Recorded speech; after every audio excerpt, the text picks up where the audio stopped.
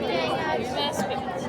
तहमीना भी नहीं आई। आपकी वो दूसरी जो सही है जो आपके साथ थी। अभी तो मैं इनके साथ आ रही हूँ। हम जो है थोड़ी डिस्कशन कर लेते हैं देखती हूँ। कि आज के टॉपिक में जो हम चीज़ें पढ़ेंगे वो क्या चीज़ है। आज हम लोग ऑथेंटिकेशन पढ़ेंगे और ऑथराइजेशन को समझेंगे। सबसे पहले ऑथेंटिकेशन को समझने के लिए अगर मैं आसान अल्फाजों में बताऊं, किसी भी एप्लीकेशन में आपने देखा होगा लॉगिन सिस्टम, तो वहाँ पे जो लॉगिन सिस्टम है वो जो काम कर रहा है वो क्या कर रहा है, ऑथेंटिकेशन कर रहा है। लेकिन लॉगिन सिस्टम जो है इतना अलग से हम क्यों पढ़ा रहे हैं, इतना कॉम्प्लेक्स क्या है उसके अंदर जो आपको अलग से ये टॉपिक पूरा डेडिकेट कर रहे हैं। इसमें ऐसी क्या मुश्किल चीज़ है लॉगिन सिस्टम के अंदर, इसको समझने के लिए हम एक रियल लाइफ सिनेरियो बनाते हैं। अच्छा आप लोग बातें नहीं कर रहे, यहाँ से बातों की आवाज़ आ रही है।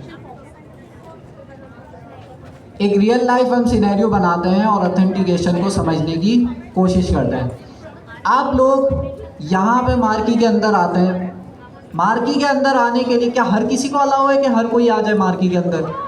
नहीं, सिर्फ आप लोगों को अलाउ है। तो हम समझ लेते हैं कि ये हमारी मार्की जो है वो एक एप्लीकेशन है। इसको अगर किसी ने एक्सेस करना है तो उसके पास इस एप्लीकेशन का ईमेल और पासवर्ड होना चाहिए, तभी वो अंदर आ सकता है। चलो एक मसला तो हमें समझ आ गया कि भाई किसी को अंदर आना है तो उसके लिए ज़रूरी है उसके पास क्या चीज़ हो, ईमेल और पासवर्ड हो। तो ये आपके पास जो है लॉगिन करके अंदर आ गया। अंदर आने के बाद जो है आप लोगों के सबके कुछ ना कुछ नाम होंगे, सबके अपने अपने नाम हैं। और मैं यहाँ पे बैठा हुआ हूँ सर्वर। फॉर एग्जाम्पल किसी स्टूडेंट को अपने मार्क्स जानना है, किसी स्टूडेंट को इतने सारे यूजर्स बैठे हुए एप्लीकेशन के अंदर, किसी यूजर को अपने जो GIIC के मार्क्स हैं वो जानना है। और मैं क्या हूँ, मैं इस एप्लीकेशन का सर्वर हूँ। मेरे पास है सारी APIs, मेरे पास है सारा डेटाबेस, मतलब मैं डेटाबेस से कनेक्टेड हूँ।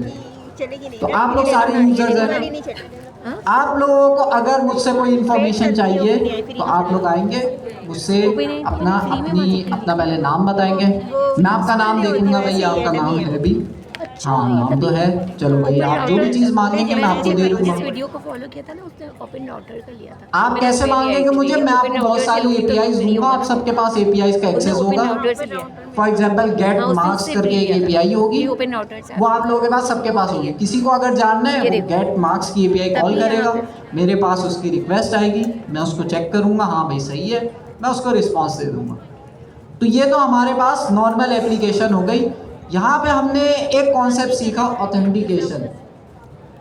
क्या था कि भाई किसी भी एप्लीकेशन को यूज़ करने के लिए आपको ऑथेंटिकेशन लाजमी करानी होती है। कुछ वेबसाइट ऐसी होती है जिनके अंदर लॉगिन सिस्टम नहीं होता, डायरेक्ट आप यूज़ करते हैं।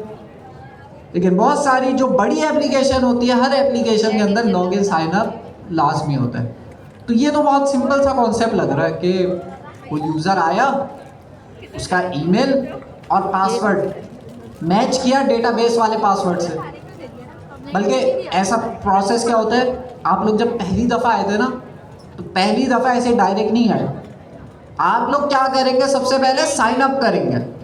साइन अप का प्रोसेस बहुत आसान है, साइन अप में कोई मुश्किल नहीं है।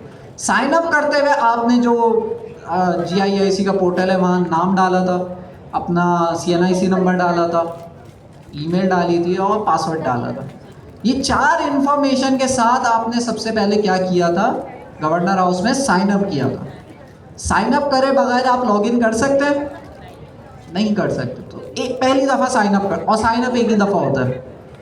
एक दफ़ा आपने साइन अप कर लिया, आपके पास हमारे पास आपका सारा डेटा आ गया, ईमेल पासवर्ड सारी चीज़ें हमारे पास रखी। अब जैसे ही आप गेट पे आते हैं पहली दफ़ा साइन अप करने के बाद, तो आप लोग क्या बताएंगे, ईमेल और पासवर्ड बताएंगे। उस ईमेल और पासवर्ड को किससे मैच करके चेक करेंगे? जब साइन अप करते हुए जो ईमेल पासवर्ड डाला था उससे मैच करेंगे। अगर वो ईमेल और पासवर्ड मैच हो जाता है तो अंदर आ जाएंगे। इफ एल्स लगेगा सिंपल, ऐसा ही है ना कि भाई एक ईमेल जो यूजर दे रहा है वो बराबर हो किस ईमेल के जो डेटाबेस में रखी हुई है उनमें से किसी एक ईमेल उसके बराबर हो। अब पासवर्ड भी यूजर लॉगिन करते हुए पासवर्ड भी देता है, वो भी हम किससे मैच करेंगे, जो साइन अप करते हुए स्टोर, दोनों को मैच किया, लॉगिन हो गया यूजर्स। तो ये तो अगर सोचा जाए तो ये तो इतना मुश्किल नहीं लग रहा, सिंपल सी चीज लग रही है। तो इसमें क्या ऐसी चीज है जो कि हमने लॉगिन साइन अप के अंदर ऑथेंटिकेशन के अंदर ख्याल रखना होता है। अगर ये इतना आसान टॉपिक होता तो हम अलग से क्यों पढ़ते हैं, हम तो सिंपल उसी के साथ लास्ट क्लास में ही पढ़ लेते। जहाँ हम यूजर्स क्रिएट कर रहे थे वहाँ ईमेल डाल लेते, वहाँ पासवर्ड भी डाल देते, साइन अप हो जाता। टोकन्स का ख्याल करना, लॉगिन करते हुए क्या करते, ईमेल और पासवर्ड को मैच करते, लॉगिन हो गया। क्या ऐसी चीज है इस सिनेरियो के अंदर जिसकी वजह से हमें इसमें और काम करने की जरूरत पड़ेगी। सिर्फ ऐसा नहीं कि लॉगिन ईमेल पासवर्ड दिया, चेक किया, हाँ भाई सही है, आ जाओ भाई अंदर आ जाओ, ऐसा नहीं होगा। पहले ये समझते हैं कि ऐसा होने में क्या नुकसान आता है। पहला नुकसान, आप लोग सब अंदर आ गए, अंदर आने के बाद सबकी इंफॉर्मेशन मेल किसके पास रखी है, सर्वर के पास रखी हुई है। किसी को अगर इंफॉर्मेशन चाहिए हो किसके पास आएगा, मेरे पास आएगा, मैं उसको इंफॉर्मेशन दे दूंगा। अब मसला ये है कि कोई भी यूज़र फॉर एग्जांपल यहाँ पे फंसी बैठे हुए, फंसी मेरे पास आते हैं और अपनी आइडेंटिटी कुछ और बताते हैं। फंसी मुझसे कहता है कि भाई मैं हुज़ैफ़ा हूँ, मेरे मार्क्स बता दो। मैं तो सर्वर हूँ, मैं इनकी बात पे यकीन कर लूँगा। क्यों कर लूँगा? क्योंकि जब मुझसे मार्क्स मांग रहा है ना तब मैं ईमेल पासवर्ड नहीं पूछ रहा, तब मैं ईमेल पासवर्ड सिर्फ ऑथेंटिकेशन, आप जब लॉगिन करते हो तो ईमेल पासवर्ड एक ही दफ़ा डालते हैं ना, बार बार तो नहीं डालते, एक ही दफ़ा डालते हैं। एक दफ़ा ईमेल पासवर्ड डाल के एंटर हो गए। अब यहाँ पे प्रॉब्लम ये शुरू हुई कि फंसी आके किसी और का डेटा लेके चले जाएंगे। तो यहाँ पे प्रॉब्लम ये हुई कि भाई डेटा सिक्योर नहीं रहा, कोई भी आ रहा है किसी और का डेटा सर्वर से लेके जा रहा है, सिक्योरिटी यहाँ पे ख़त्म हो गई। अपनी आइडेंटिटी फंसी ने चेंज कर ली। हो सकता है फंसी कल को जो है कहे कि भाई मैं यहाँ का एडमिन हूँ, सर्वर से आके बोले कि भाई मैं यहाँ का एडमिन हूँ, मुझे ये दूसरे स्टूडेंट पसंद नहीं आ रहे, इनको ड्रॉप आउट कर दो। मैं तो सर्वर हूँ, मैंने तो एपीआई दी हुई है। एपीआई क्या होगी, कॉल होगी और मैंने उसका डेटाबेस से स्टेटस ड्रॉप आउट कर देना जो भी स्टूडेंट गए। तो ये सिक्योरिटी इशू है जिसको हमने सॉल्व करना है कि ऑथेंटिकेशन होने के बाद कोई यूज़र आके ये क्लेम ना करे कि भाई मैं फला यूज़र हूँ और मेरे लिए काम कर दो। सर्वर इतना स्मार्ट होना चाहिए, सर्वर के पास हर यूज़र की इंफॉर्मेशन होनी चाहिए। अगर फंसी मेरे पास आ रहे हैं कोई रिक्वेस्ट लेके तो मैं पहले चेक करूं कि भाई ये जो रिक्वेस्ट आ रही है ये फंसी की तरफ से ही आ रही है, कोई चेंजेस तो नहीं कर दी, फंसी फेक बन के तो नहीं आ रहे मेरे पास। तो इसको करने के लिए हमारे पास यहाँ पे स्ट्रेटेजी हमने कुछ रखनी होगी ताकि ये हमारी सिक्योरिटी एक चेक हो कि फंसी अपने आप को कोई और क्लेम ना करे। तो इसके लिए हमारे पास बहुत सारे ऑप्शंस है। एक ऑप्शन है हमारे पास जो हम आज पढ़ेंगे, JWT टोकन। तो JWT टोकन के अंदर होता ये है कि उससे बोले कुछ और, जब आप लोग पहली दफ़ा लॉगिन होंगे, लॉगिन होने के बाद आपको एक एग्जाम्पल के तौर पे आपने ईमेल पासवर्ड बताया। ईमेल पासवर्ड बताने के बाद आपको जो है जैसे ही आप एंटर हो रहे हैं आपको एक बैंड बना दिया जाएगा। उस बैंड, वो जो बैंड होगा वो इनक्रिप्टेड होगा, जिसका मतलब ये है कि आप उसको चेंज नहीं कर सकते, चैटबॉट में यहाँ से हटा दो, लेकिन वो आपके साथ रहेगा हमेशा। आप यहाँ पे कोई भी काम करेंगे आपका बैंड आपके साथ रहेगा। अब वो बैंड क्या है, वो बैंड आपके पास एक JWT टोकन है। सिंपल अगर मैं एक टोकन है, एक इनक्रिप्टेड बहुत बड़ा सा कीवर्ड है। अभी मेरी स्क्रीन शेयर नहीं हो रही है वरना मैं एग्जांपल भी दिखा देता उसकी। एक इनक्रिप्टेड आपके पास बहुत बड़ा सा टोकन है, तो वो आप समझ लें रियल लाइफ में कि वो रिस्ट बैंड आपके साथ है। हर स्टूडेंट का रिस्ट बैंड क्या होगा, यूनिक होगा, अलग अलग होगा। तो इससे ये फ़ायदा, अच्छा ऐसा नहीं हो सकता कि कोई यूज़र उस रिस्ट बैंड में चेंजेस कर सके। हो सकता है भाई फंसी होशियारी करे, फंसी जो है उसमें कुछ अपना नाम काट काट के तब दूसरे का नाम लिखना शुरू कर दे, ये भी हो सकता है ना। लेकिन अगर वो ये कोशिश करेगा पूरा रिस्ट बैंड खराब हो जाएगा। तो यूजर जो है उस बैंड में कोई चेंजेस नहीं कर सकता और वो उसके साथ रहेगा। अब फंसी जब भी मेरे पास आएंगे या कोई भी यूजर मेरे पास आएगा कोई भी रिक्वेस्ट लेके, सबसे पहले मैं उनकी क्या चेक करूंगा, रिस्ट बैंड चेक करूंगा कि भाई ये यूजर जो आ रहा है ये है कौन। उस रिस्ट बैंड को सिर्फ कौन पढ़ सकता है, मैं पढ़ सकता हूँ, क्योंकि वो जो मैंने रिस्ट बैंड बनाया किसने, मैंने बनाया। जब वो लॉगिन कर रहे थे तो मैंने हर किसी को रिस्ट बैंड दिया था, तो मैंने बनाया है, तो उस रिस्ट बैंड को पढ़ भी कौन सकता है, सिर्फ कमांड देनी पड़ेगी, मैं पढ़ सकता प्रॉम्प्ट हूँ। से ही बोले क्या वो इनक्रिप्टेड होगा, उसको मैं पढ़ सकता हूँ। लोगोसॉरस वाला हाँ, कर दो, अगर किसी का रिस्ट बैंड लोगोसॉरस किसी और के पास चला वाला गया हट गया है, कुछ और है। कुछ तो तो क्या आपने होगा? उसे वर्ड्स देने हैं ना, वो समझे बात। दोबारा मैं पहले वाला कर क्या होगा ऐसी, आप लोग बताएं क्या होना है, क्या चाहिए। तो अगर फंसी का रिस्ट बैंड, आपका क्या नाम है, अली के पास चला जाए और अली मुझसे फंसी का रिस्ट बैंड पहन के आके मुझसे बोले कि भाई मैं फंसी हूँ, क्या मैं मान लूँगा? मैं क्या चेक कर रहा हूँ, रिस्ट बैंड चेक कर रहा हूँ, मैं मान लूँगा। तो इसलिए हमने इस चीज़ का भी ख्याल रखना है, ये जो टोकन है ना इसको संभाल के रखना है, कोई और इस टोकन को चुरा ना सके। तो ये भी हमने इसका भी ख्याल रखना है, ऐसा ना हो कि भाई अच्छा ये जो रिस्ट बैंड है ये अगर मैं, आप लोगों ने क्योंकि सबने वेबसाइट से यूज़ करी हुई है, वेबसाइट के अंदर भी ये टोकन कहीं ना कहीं आपका स्टोर होता है। कहाँ स्टोर होगा, पेजेस का लिंक जो भी होता है उसका चैट जीपीटी बहुत जगह पे स्टोर हो सकता है, लोकल स्टोरेज में स्टोर हो सकता है। अभी उसको समझते हैं। अब मैं उसको बोलूँ कि मेरा नंबर जो पहले वाला नंबर था उसकी भी वो उसकी prompt बता अभी दो। उसको वो समझते ChatGPT हैं, पर लेकिन ये हमारा उसके उसमें कॉन्सेप्ट है मेरे JWT टोकन का लॉगिन का। साइन अप बहुत आसान है, साइन अप में कोई मुश्किल चीज़ नहीं है। साइन अप में आपने क्या करना है, डेटा इंसर्ट करना है। डेटा इंसर्ट करना हमने लास्ट क्लास में सीख लिया था कि डेटाबेस में डेटा इंसर्ट कैसे करता है।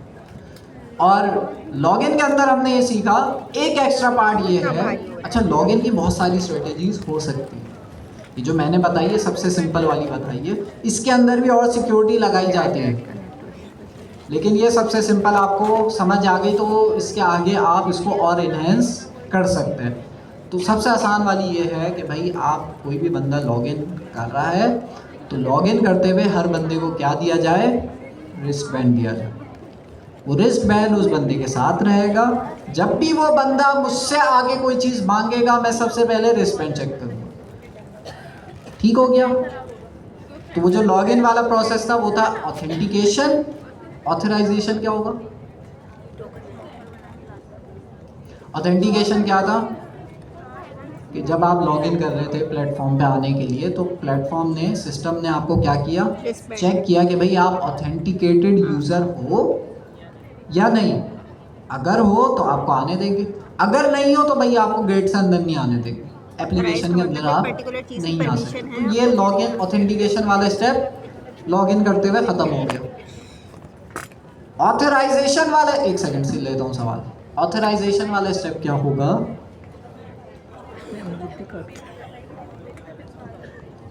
बिल्कुल। अब यहाँ पे डिफरेंट लोग बैठे हुए हैं, यहाँ फैकल्टी भी बैठी हुई है, एडमिन के लोग भी बैठे हुए हैं, और जो है आपके पास स्टूडेंट्स भी बैठे हुए हैं। सबका अपना अपना रोल है, सबको अपनी अपनी, सबके अलग अलग परमिशन है।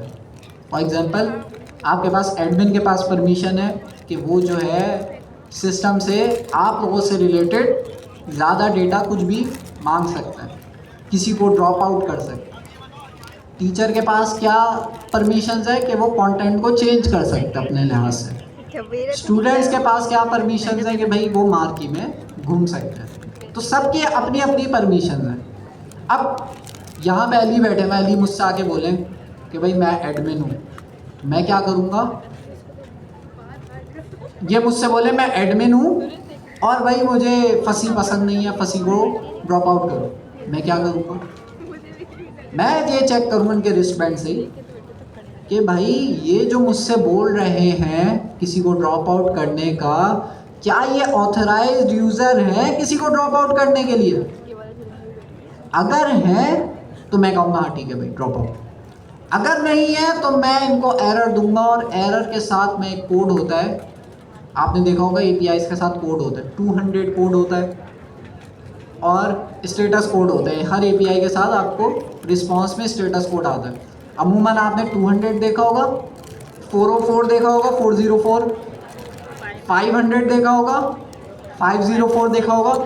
ये जो एरर आता है इसके अंदर 401 या 3 1 आपके पास अनऑथराइज का एरर कोड आएगा इनके पास, मतलब वो ड्रॉप आउट नहीं कर सकेंगे फैसिलिटी। तो ये हमारे पास ऑथराइजेशन कि मैं इनकी जान पहचान कर रहा हूँ कि भाई ये जो मुझसे मेरे पास रिक्वेस्ट ला रहे हैं ये इस रिक्वेस्ट के लिए ऑथराइज्ड यूज़र हैं या नहीं। अगर नहीं है तो मैं नहीं अलाउ करूँगा। ऑथेंटिकेशन वाला लॉगिन वाला स्टेप था, और ऑथराइजेशन वाला कि हर रिक्वेस्ट के साथ मैं इनका चेक कर रहा हूँ कि भाई ये फला काम करने का। अब ये बाहर पानी पीने जाएं अगर, तो बाहर जब पानी पीने जाएंगे तो मेरे पास अगर रिक्वेस्ट आती है तो मैं इनसे को चेक करूँगा भाई ये बाहर जाने के ऑथराइज्ड यूज़र हैं। मैं चेक करूँगा हाँ भाई इनके पास परमिशन है, ये जा सकते हैं। तो ये ऑथराइजेशन वाला स्टेप हो जाता है। सारी ऑथेंटिकेशन ऑथराइजेशन किससे मैनेज हो रही है? आपके रिस्टबैंड, जिसका टेक्निकल नाम क्या है? JWT token. JWT की क्या फुल फॉर्म है? Jason web token. तो ये हमारे पास जो है इसकी हो गई।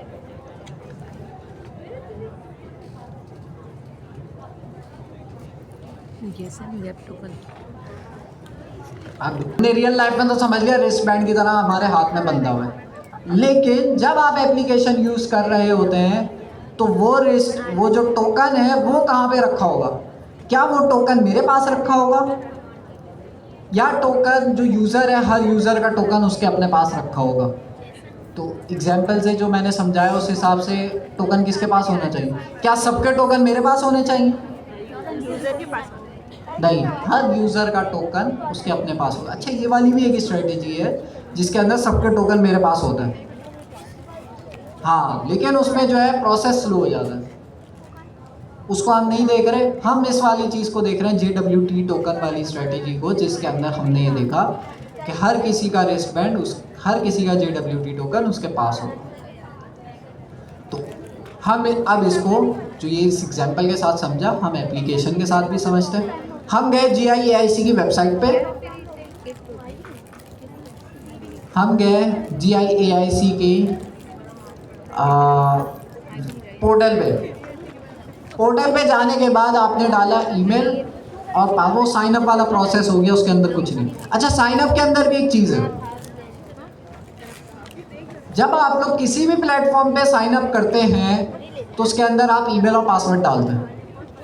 तो आपने ऐसी गवर्नर हाउस की एप्लीकेशन में भी ईमेल और पासवर्ड डाला होगा। अब पासवर्ड जो आप डालते हैं वो हमारे पास डेटाबेस में हम एज इट इज स्टोर नहीं करते। ऐसा नहीं करते हम कि भाई ईमेल तो वैसी की वैसी आपके पास डेटाबेस में शो नहीं होगी। पासवर्ड जो है उसको हम क्या करते हैं, हैश करते हैं। एक दफा जेमिनी से ट्राई अगर हैश नहीं पता, अभी हम समझेंगे हैश क्या मतलब है। सिंपल इनक्रिप्ट कर देते हैं, इनक्रिप्ट और हैश में क्या फर्क है अभी हम समझेंगे। हैशिंग और इनक्रिप्शन दो अलग अलग चीज़ें हैं, लेकिन आसान अल्फाजों में आपका जो पासवर्ड जब मैं स्टोर करूंगा ना वो इनक्रिप्टेड फॉर्म में होगा। मतलब अगर किसी ने पासवर्ड स्टोर किया है अली 123, तो मेरे पास डेटाबेस में अली 123 नहीं स्टोर होगा, उसको पहले इनक्रिप्ट किया होगा और मेरे पास उस फॉर्म में शो होगा। तो मतलब वो पासवर्ड में पढ़ नहीं सकता, रिक्वायरमेंट में कोई भी वो रैंडम कैरेक्टर्स में लिखा हुआ होगा, मैं पढ़ नहीं पाऊंगा। तो पासवर्ड कभी भी कोई भी प्लेटफॉर्म हो, आपका पासवर्ड ऐसे डायरेक्ट स्टोर नहीं करते। उसकी रीजन क्या है? रीज़न ये है कि इन केस किसी डेटाबेस का यूज़र का ईमेल और पासवर्ड लीक हो गया वहीं लेकिन बैठे ज़्यादातर तो उस केस में सारे यूज़र के ईमेल और पासवर्ड बना के डाला। गए।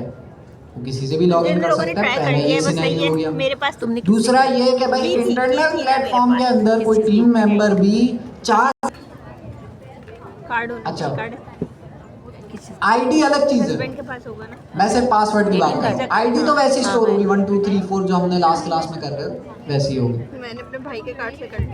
अच्छा $5 कितने हो गए? $5 14 1500। 15 थोड़ा कम, तकरीबन उतने ही हो जाते हैं 1400। हाँ तो ले लेती हूँ, फिर वो चलती रहती है। ऐसे सिकंदर ने तो नहीं बताया क्योंकि पॉइंट्स में डिडक्शन होती है ना। अच्छा हाँ, तो फिर सही मतलब है। अगर आप कोई बड़ा काम कर रहे हैं तो फिर वो $1 से हो जाती है। जैसे तो भाई मैंने- ये हाँ, किसी और का सवाल? पासवर्ड इनक्रिप्टेड होगा। अच्छा, अब मैंने पहले आप लोग सवाल पूछ लें।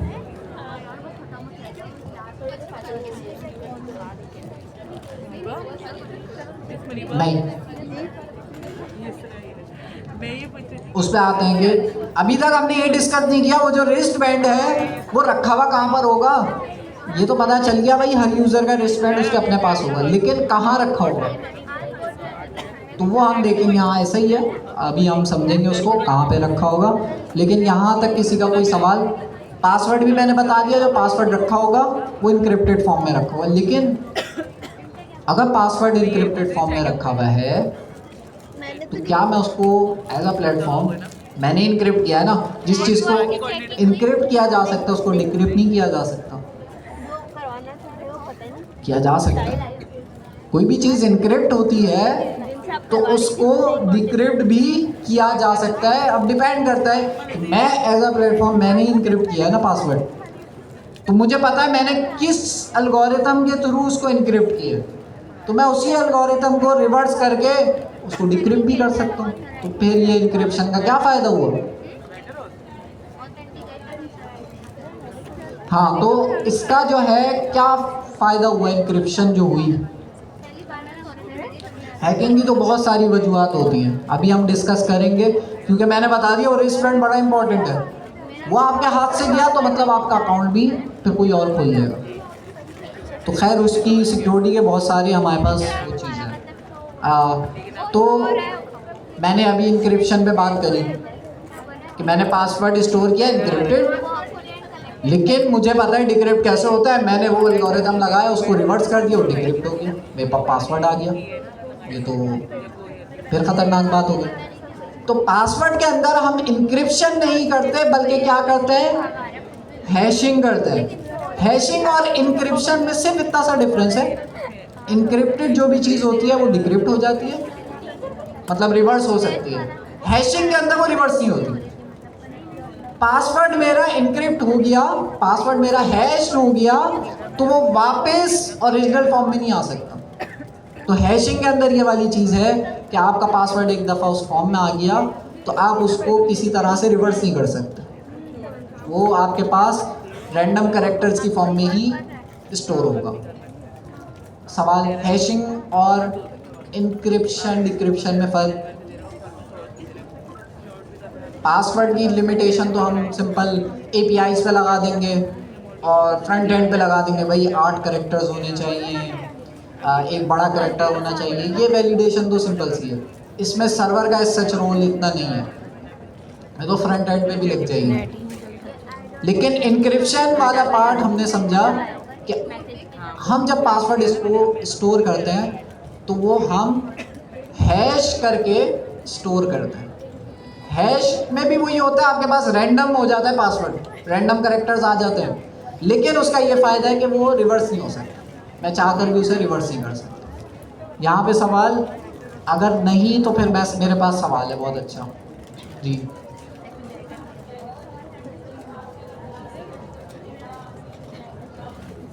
सिक्योरिटी पे हम डिस्कशन करेंगे अभी हम सिक्योरिटी पे डिस्कशन करेंगे ना, तो उस पर हम डिस्कस करेंगे। फ़िलहाल ये जो हैशिंग वाली चीज़ मैंने आपको बताई, इसमें किसी का कोई सवाल? एल्गोरिथम के तहत होती होगी। डिफरेंट तरह के एल्गोरिथम्स होते हैं जिसमें मतलब मैं कोई एल्गोरिथम, बेसिकली एल्गोरिथम्स कुछ नहीं होते, आपके पासवर्ड को जो है किस तरह से रैंडम कैरेक्टर्स में वो करना है तो उसके पीछे पूरे एल्गोरिथम्स लिखे होते हैं। तो हर किसी का पासवर्ड रैंडम ही जनरेट होता है, कोई सिस्टम उसको उस कैरेक्टर को गैस नहीं कर सकता। तो वो एल्गोरिथम जितना अच्छा होगा उतना सिक्योर आपका सिस्टम होगा। तो एल्गोरिथम रिवर्स नहीं होगा ना, रिवर्स नहीं होगा। हैशिंग के अंदर यही चीज़ है कि हम ऐसा एल्गोरिथम यूज़ करेंगे कि वो हैश होने के बाद कोई भी कंप्यूटर उसे रिवर्स नहीं कर सकता। बिटकॉइन जो है, आप सबने बिटकॉइन का नाम सुना होगा, उसके अंदर कोर कॉन्सेप्ट ही हैशिंग है। जिस दिन हैशिंग किसी ने क्रैक कर ली, बिटकॉइन आपके पास हैक हो जाएगा। लेकिन उसको हैक करने के लिए आपके पास जो है बहुत हैवी सिस्टम चाहिए, बहुत पावर वाला, जो कि इम्पॉसिबल है करंटली। तो सुपर कंप्यूटर अभी तक आए नहीं है।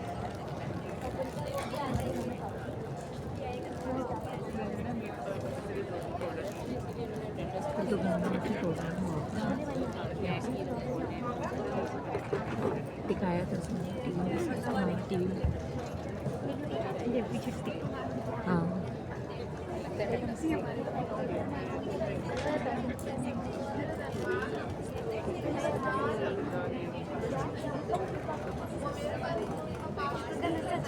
तो कार्ड फोन कैसे परचेज करेंगे, उसमें कुछ ऑप्शन दिया हुआ होता है। फिर यहीं के प्लेटफॉर्म में बिलिंग फिर वहाँ पे होता है। बिलिंग का, तो फिर मैं कार्ड का जो भी हो है उसमें डालकर और जितने पैसे जितनी की मुझे खरीदना। अच्छा, मसला ये हुआ है कि भाई पीछे से तार कट गई है नेट की, कट गई। तो जब तक वहाँ का नेट नहीं चलता तब तक हमारा जूम नहीं चलता, जूम नहीं चलता तो मैं यहाँ से कनेक्ट नहीं कर पाता। तो स्क्रीन वो वाली शेयर होती है, मैं तो जूम पे कनेक्टेड होता हूँ। तो पहले हमने वहाँ पे नेट कनेक्ट करना होगा, तो यहाँ पे किसी के पास करीब करीब कोई बैठा हुआ है जिसके पास अच्छा नेट चल रहा हो। जैमर्स की वजह से भाई जो है मेरा तो नहीं चलता। किसी के पास नेट है जिसका चल रहा हो, आपके पास है, ठीक है। आप फिर इधर कोने में मेरे ख्याल में जगह है, यहाँ कोई बैठा तो नहीं है? हाँ, इधर उस तरफ कनेक्ट करना है, अभी तो नहीं है, उस नहीं सिस्टम नजर आ में। रहे हैं ना आपको यहीं बैठना है। कार्ड। किसी चूहे ने उतार काटा। नहीं आप बैठे, ठीक है ठीक तो है। हरकत होने से नहीं। कितने वाला पैकेज चाहिए? नेट चल जाए बस। कितना बड़ा जूम चलेगा तो वो बहुत डेटा खाता है, पहले ही बता रहा हूँ, जूम बहुत डेटा खाता है। तो किसी के पास अनलिमिटेड है या बहुत ज़्यादा है और अच्छा चल रहा है तो वो बता दे, नहीं तो फिर ये जुगाड़ होगी।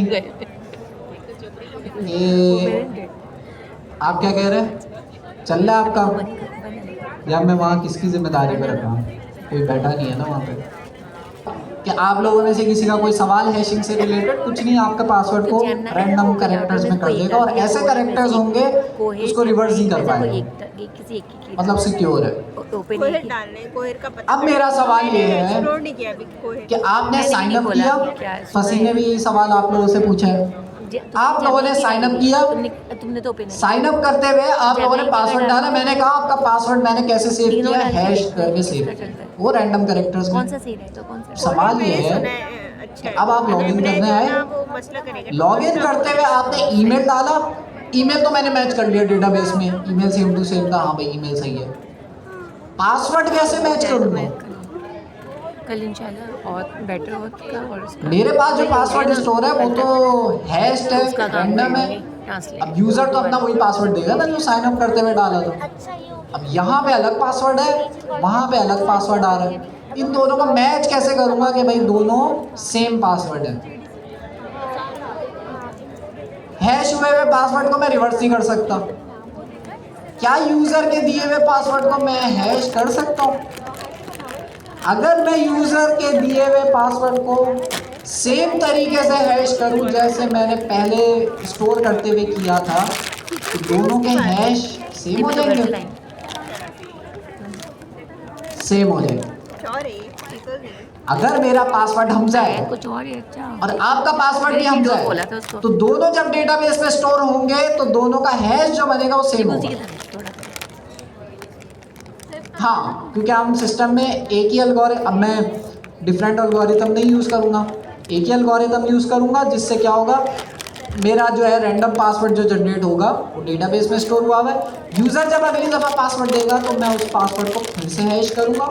हैश होने के बाद दोनों पासवर्ड को क्या करूँगा, मैच करूँगा भाई कि दोनों सेम आ रहे हैं नहीं आ रहे। उस पासवर्ड में अगर एक डॉट की भी चेंजिंग हुई तो जो उसका हैश बनेगा वो कंप्लीटली डिफरेंट बनेगा। ऐसा नहीं होगा कि भाई करीब करीब पासवर्ड है तो करीब करीब हैश बनेगा, नहीं, कंप्लीटली डिफरेंट हैश बनेगा। कैपिटल लेटर वहां से आ रहा है, मेरे पास स्मॉल लेटर में डेटाबेस में स्टोर है, तो वो जब दोनों का हैश बनेगा तो कंप्लीटली डिफरेंट बनेगा। ऐसा नहीं करीब करीब, करीब करीब नहीं, बिल्कुल अलग। हाँ वही। सेम पासवर्ड अगर मेरे पास आ रहा है तो उन दोनों पासवर्डों को अगर मैं हैश करता हूँ तो उनका हैशिंग जो वो आपके पास पासवर्ड आएगा वो सेम होगा। डाउनलोड किया तो ये आपके पास देंगे, इसके पीछे पूरी साइंस चल रही होती है। खोली थी एक दफा, सवाल नहीं खुली है। अच्छा हाँ, जब भी पासवर्ड आएगा मेरा सिस्टम क्या करेगा, उस पासवर्ड को हैश करेगा। पहले हैश करने के बाद मैच करेगा कि भाई वो जो डेटाबेस में पहले स्टोर किया था उससे मैच हो रहा है नहीं। सुनते आ गई। अगर मैच होगा तो हाँ भाई ऑथेंटिकेट हम यूजर को मेरा नहीं कर देंगे जी। उनके पास से भी आवाज आती है। सेम पासवर्ड डालते हैं तो सेम हैश आपके पास जनरेट होगा, इसलिए आपको कहा जाता है भाई 1 2 3 पासवर्ड नहीं डाले, स्ट्रॉन्ग पासवर्ड डाले। ये जो सिंपल वाले पासवर्ड होते हैं ना, इनको हैक करना क्यों आसान होता है?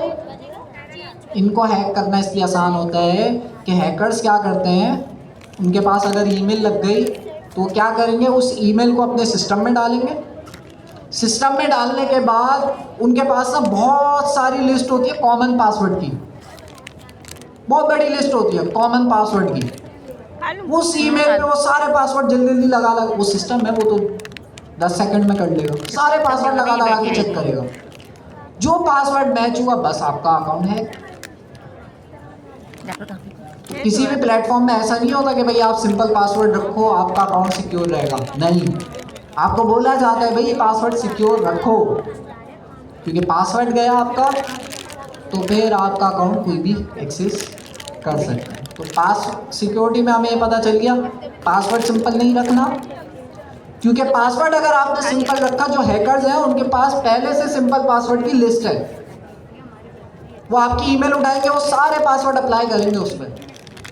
आपका बॉट जो है उनका वो ऑटोमेटिक सिस्टम होता है, वो ऑटोमेटिकली अप्लाई करता है, जिसका मैच हो गया हाँ भाई इसका अकाउंट गया जी। एक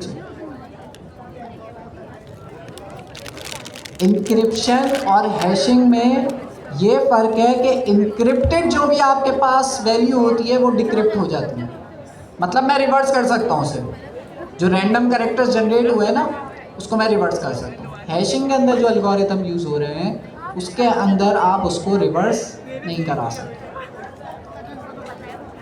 दोनों में अलग अलग एल्गोरिथम है ना, उसका अलग है इसका अलग है। तो बहुत सारे एल्गोरिथम्स होते हैं, कुछ पुराने हैं जो कि आपके पास लेस सिक्योर है। अभी जो लेटेस्ट एल्गोरिथम है बिटकॉइन जिस पे चल रहा है उसका नाम है HS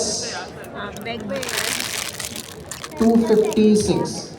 तो खैर इसके बहुत सारे नाम हैं, उस पर जाने की ज़रूरत नहीं है, बस आप ये समझे आपको इनक्रिप्ट कर दें जी। देखा आपने नजर लगाई, नहीं चल रहा, जिसने एल्गोरिथम बनाया है ऐसे ही है, मैंने माशाल्लाह बोला था, माशाल्लाह नहीं कर सकता, क्योंकि एल्गोरिथम क्या है, वो सिस्टम है, ऐसा नहीं कि उसको डिफाइन किया हुआ है भाई पासवर्ड ऐसे ऐसे जनरेट करना, उसको ऐसे डिज़ाइन किया हुआ है कि वो हर दफ़ा रैंडम जनरेट करेगा। तो इसका ये मतलब नहीं है कि जिसने एल्गोरिथम बनाया है वो जो है उसमें जाएगा, उसको पता है कि भाई जो इससे जनरेट हो रहे हैं वो ईजिली हो जाता है, ऐसा नहीं होता। हो गया, अच्छा माशा नेट शायद यहाँ पे भी चले। हैश पासवर्ड, प्लेटफॉर्म,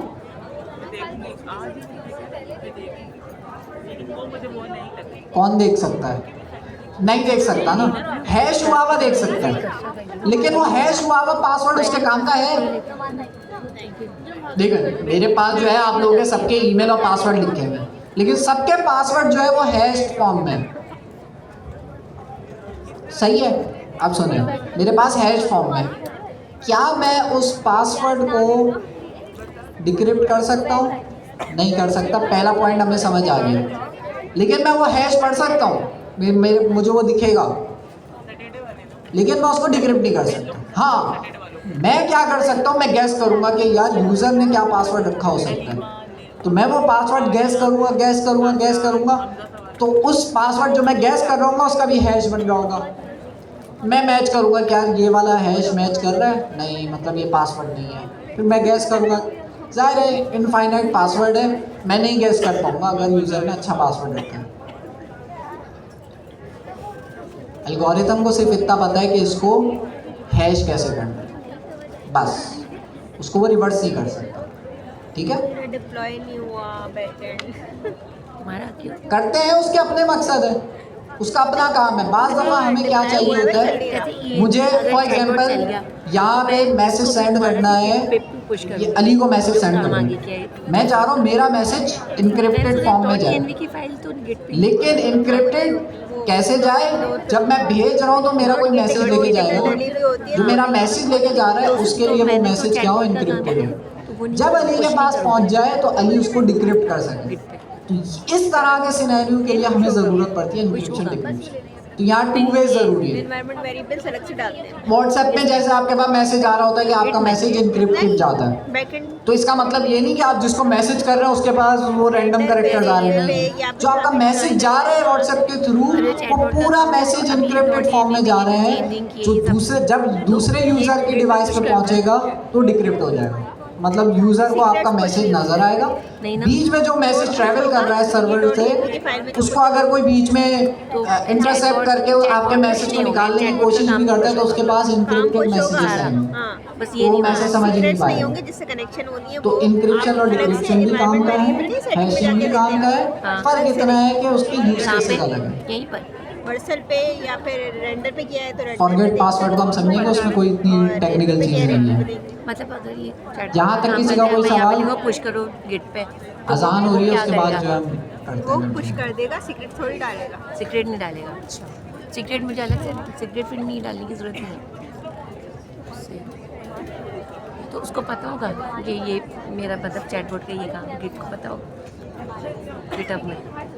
जैसे अगर बाद में मैंने गिट की लिंक दी और मैंने कहा ये मेरा ये काम हुआ हुआ है चैटबॉट का, जाहिर है जितनी भी कोड डालती रहेगी वो गिट पे जाता रहेगा। अच्छा, बस इस ENV के अलावा हाँ, API वगैरह के वो अलावा। गलती से पुश हो जाती है ना तो फौरन आपको ईमेल आ जाती है हाँ, कि आपने क्योंकि सीक्रेट वहाँ से गिट से तो कोई भी आपके वो क्लोन कर सकता है।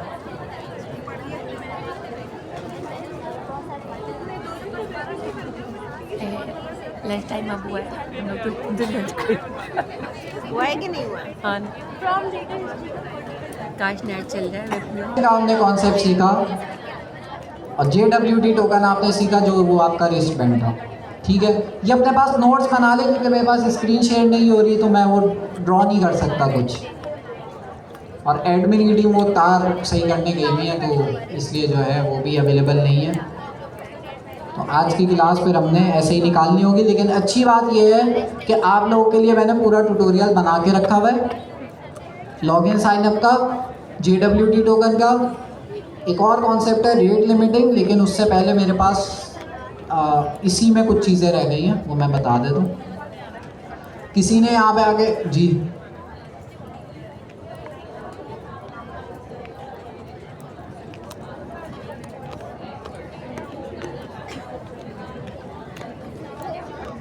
इनका सवाल ये है कि भाई हमारे पास पासवर्ड जो है वो हैश हो रहा है, लेकिन वो हैश कौन कर रहा है, किस एल्गोरिथम के थ्रू हो रहा है, एल्गोरिथम कौन लगा रहा है, यही सवाल।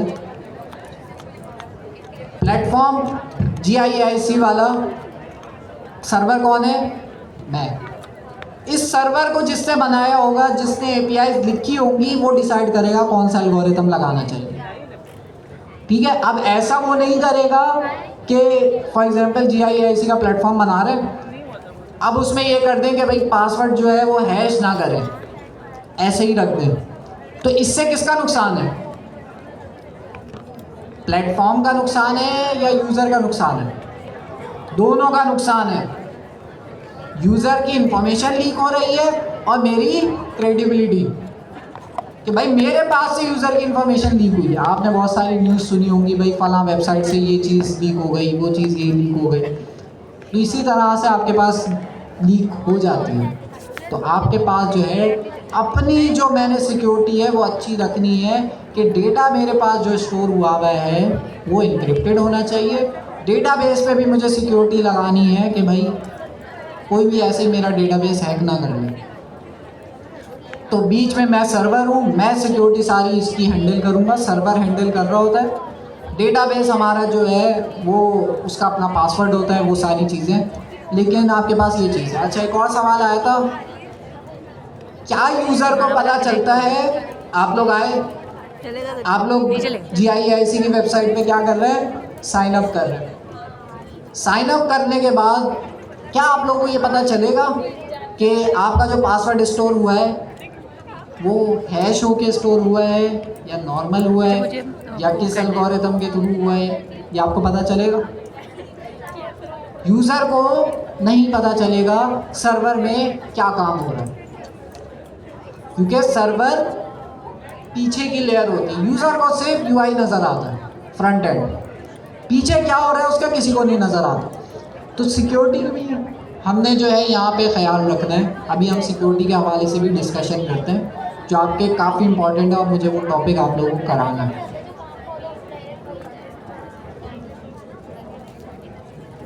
नहीं करता कि भाई आपका नाम से गैस किया 1 2 3 लगा के, ऐसे हैकिंग नहीं होती। आपका ईमेल एक सिस्टम पे दिया जाता है, वो सिस्टम उसमें हज़ारों पासवर्ड लगा के चेक करता है और वो हज़ारों कॉमन पासवर्ड होते हैं, जैसे 1 से लेके 8 तक हो गया। कोई एक्सक्लेमेशन मार्क आता है बीच में, कोई @ लगाता है, कोई अपना नाम के साथ 1 2 3 लगाता है। तो ये सारे पासवर्ड जो है वो सिस्टम में पहले से स्टोर है, इससे भी अकाउंट हैक हो जाता है। तो पासवर्ड स्ट्रॉन्ग रखना है। दूसरी गलती आप लोग जो सबसे ज़्यादा करते हैं, लिंक पे क्लिक करते हैं। लिंक पे जब आप क्लिक, आपके पास व्हाट्सएप पे लिंक आया, आपने उस पर क्लिक किया, ख़ास तौर पे डिस्कॉर्ड पे बहुत लोगों के अकाउंट हैक होते हैं। क्या होता है? कुछ नहीं, आपको एक लिंक देते हैं, उस लिंक पे क्लिक करते हैं, गया अकाउंट। कभी भी किसी भी लिंक पे क्लिक मत करना जब तक आपको पता ना हो कि लिंक किस चीज़ का है।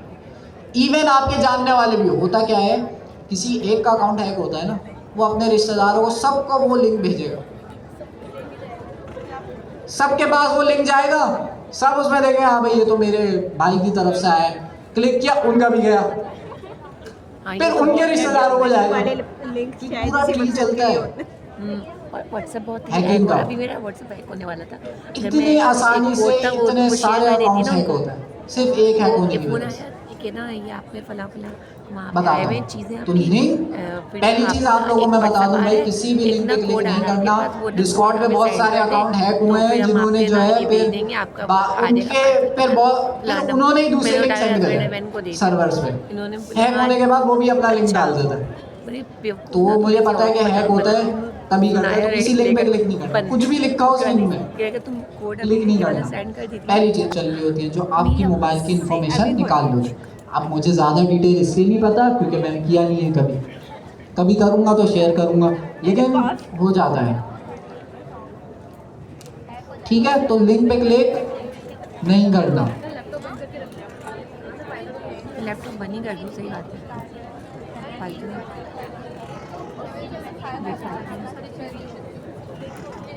लिख लो कहीं। हैश करने के लिए अच्छा, इनका सवाल ये है कि भाई मैंने फॉर एग्जांपल यहाँ पे किसी ने मेरा प्लेटफॉर्म पे साइन अप किया, मैंने उनका पासवर्ड हैश कर दिया। अब पासवर्ड कौन हैश कर रहा है?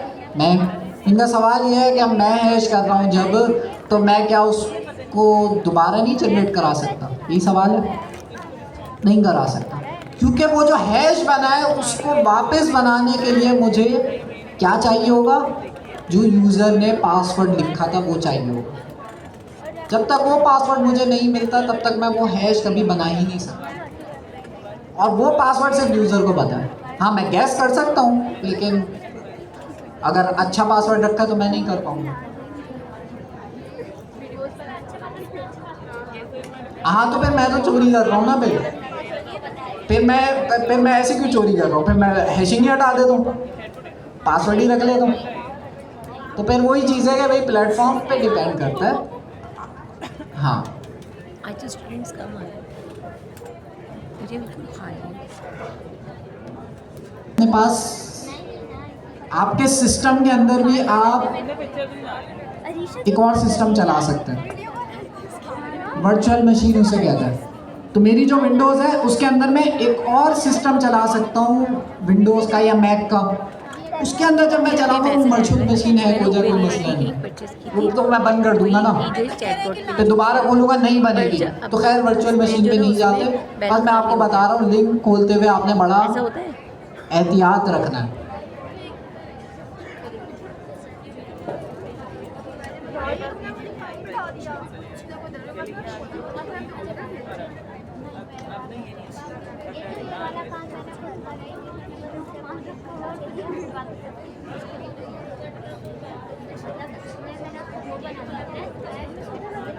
तुमने भी तो पुरानी अपनी API की मैं डाली। अपनी यूसेज देखती रहती, $1, $1.23 खर्च हुआ है। कहाँ से पता चलता है, कहाँ से नजर आता है? अच्छा जी सवालात आ रहे हैं।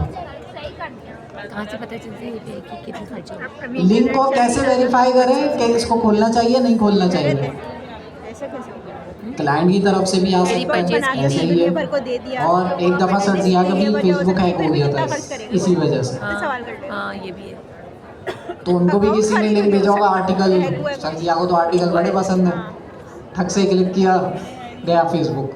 तो खैर वो रिकवर हो जाता है, आपका जीमेल अकाउंट से रिकवर तो हो जाता है, लेकिन वो हैक होने के बाद दूसरे लोगों को लिंक भेज देता है ना, ये सबसे बड़ा मसला है, वो ट्री बन जाता है। तो खैर अब पता कैसे चले, उसका तरीका होता है कि आप वर्चुअल मशीन पे खोलें। मैं किस तरह से खोलूँगा, मेरे पास एक मैक्सिमम $1 खर्च हुआ है। हाँ ज़्यादातर पॉइंट्स पर खर्च नाम याद नहीं आ रहा मुझे, लेकिन होता क्या है कि वो आपके पास ब्राउज़र पे ही एक वर्चुअल मशीन चला देता है। बेसिकली मेरे कंप्यूटर में किसी और का कंप्यूटर चलता है, उसके अंदर मैं डाल के वेलिडेट कर सकता हूँ। मैं कैसे, अब इतनी लंबी करने से बचना है तो मैं कैसे करता हूँ, मैं लिंक को पढ़ता हूँ, हाँ, पढ़ के भी आपको आइडिया हो जाता है कि ये लिंक सही है या जो है $5 गड़बड़ में है। ना आपके पूरे तो इससे भी जैसे लिंक के शुरू में YouTube लिखा हुआ है तो आप समझ जाओ यार ये तो YouTube का ही लिंक होगा, मिनी ठीक है। क्या कहते हैं? और गूगल लिखा हुआ है तो गूगल का लिंक होगा, लेकिन वही चीज़ है कि भाई एहतियात करना ज़रूरी है। बिल्कुल रैंडम लिंक आ जाए, आप गौर कर लो तो फिर आप यूज़र से पूछो किस चीज़ का लिंक है जिसने भेजा है। तो ये डिफरेंट तरीके हैं। मॉडल कौन से लगाए? तो बड़ा ख्याल रखना होता है भाई, हैकिंग बहुत आम है और बहुत लोगों के बड़े बड़े लोगों के अकाउंट चीपेस्ट करें, हैक हो जाते हैं। सस्ते पड़ेंगे फिर भी। अच्छा अच्छा तो आप लोगों ने बड़ा ख्याल रखना है। अच्छा क्लास ड्रीम व्यूअर उससे भी कर सकते तो 8 नहीं बजे हैं। 8 बजे 15 मिनट। ड्रीम व्यूअर तो वर्चुअल मशीन चलाने के लिए यूज़ होता है मेरे ख्याल से, नहीं मुझे याद नहीं है। ड्रीम व्यूअर दो नाम आ रहे हैं मेरे दिमाग में। कौन है भाई? हैकर ने स्टार्ट एडिटर आज है ना, आज से। अच्छा ड्रीम व्यूअर जो है वो VS कोड की तरह एक आईडी वो है। है जो अब ना उसमें अगर मैं हैकर कोड से दोबारा लिखूंगा तो करवाना वो तो मैं VS कोड पे भी जिन्होंने लिख नहीं सकता किया हूँ, हैकिंग का कोड। कर लिया है वो दोबारा से अगर खैर, वो रिपीट करना चाह हैकिंग रहे नहीं सीख हैं रहे, उसके लिए हैकिंग से बचना कुछ सीखना वो है, हैं कोऑर्डिनेटर, ठीक है। जैसे सुभान के लादी और 1-2 और है, उन्होंने मैसेज किया। और आप लोगों में से कितने ऐसे लोग हैं जिनको किसी ने आके बोला हो यार तुम आईडी दो ना, फेसबुक हैक कर दो इसका। आपने किया हुआ हैक? कैसे किया? हमारे पास हाँ ये भी बहुत अच्छा तरीका होता है हैकिंग का। इन्होंने क्या किया, किसी ने करवाया था। अच्छा फेसबुक जैसा अपना प्लेटफॉर्म बना लिया, मतलब UI में, जिसमें पूरा फेसबुक नहीं बनाया, Open सिर्फ router लॉगिन पेज बना API दिया, फ्री है। यूजर आया, यूजर ने ईमेल Open router पासवर्ड में डाला, भी सबमिट user किया, वो API ईमेल पासवर्ड किसके पास आया? पहले कोहेर करके देखो। इनके पास आया। ये अभी रिसेंटली मिजान बैंक के साथ हुआ इसका था। मतलब ये मॉडल्स कौन से मिजान बैंक की एप्लीकेशन का किसी ने क्लोन बनाया ओपन राउटर मुझे याद और नहीं आ रही। उसका जो एक URL है ऐसी मिजान का है, मेरे ख्याल से mizanbank.com ऐसा कुछ है। उसका मिजान की स्पेलिंग में कुछ एक दो करेक्टर का जो फर्क हर था, तरह की मॉडल्स लेकिन सेम वेबसाइट खुल रही थी और वो गूगल पे ऊपर भी आ रही थी। कोई मिजान सर्च कर रहा था ना, ऊपर आ रही थी वेबसाइट। तभी आप कभी भी मिजान बैंक की वेबसाइट खोलो ना, सबसे पहले पॉपअप आता है कि भाई ये हमारी ऑफिशियल वेबसाइट है, इसके अलावा कोई और वेबसाइट ना यूज करें। तो लोगों ने वहाँ पे जाके खुशी से ईमेल पासवर्ड डाला, हम गए। बहुत सारे प्लेटफॉर्म पे हो सकता है मॉडल किसी का भी होगा। कि भाई आपने ये भी देखना है, जो आप वेबसाइट खोल रहे हैं उसकी जैसी वही वेबसाइट हो, उसका डोमेन अच्छी तरह से पढ़ लें। एक करेक्टर भी गलत हुआ ना तो समझ जाए भाई ये फेक वेबसाइट है। google.com ने क्या किया भाई, उसके आसपास जितने भी डोमेन है वो सारे लगे हुए। आप गूगल की स्पेलिंग में कुछ गलती करके दिखें, मिलता जुलता कुछ लिख दे, तब भी गूगल ही खुलेगा।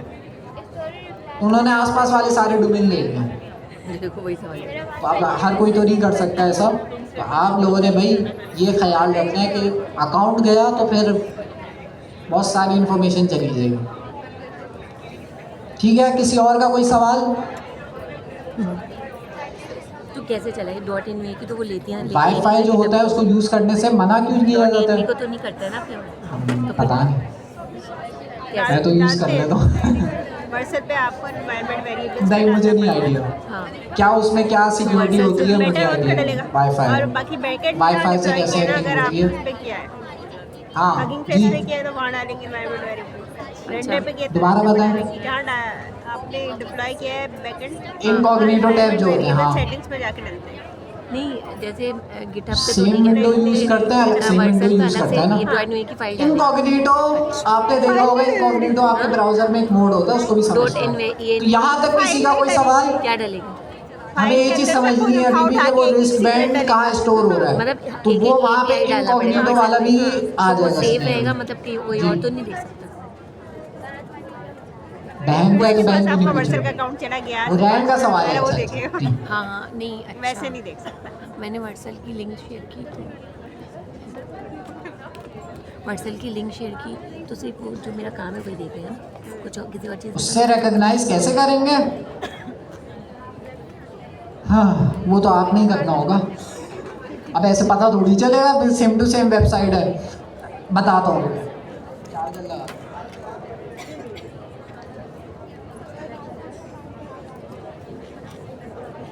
या ये बिल्कुल नहीं चलेगा, किसी का भी नेट नहीं चल रहा। अच्छा, जब तक हम लोग ये चार्जर लगा रहे हैं। अच्छा, किसने सवाल पूछा था ये राउटर वाला, पब्लिक वाईफाई?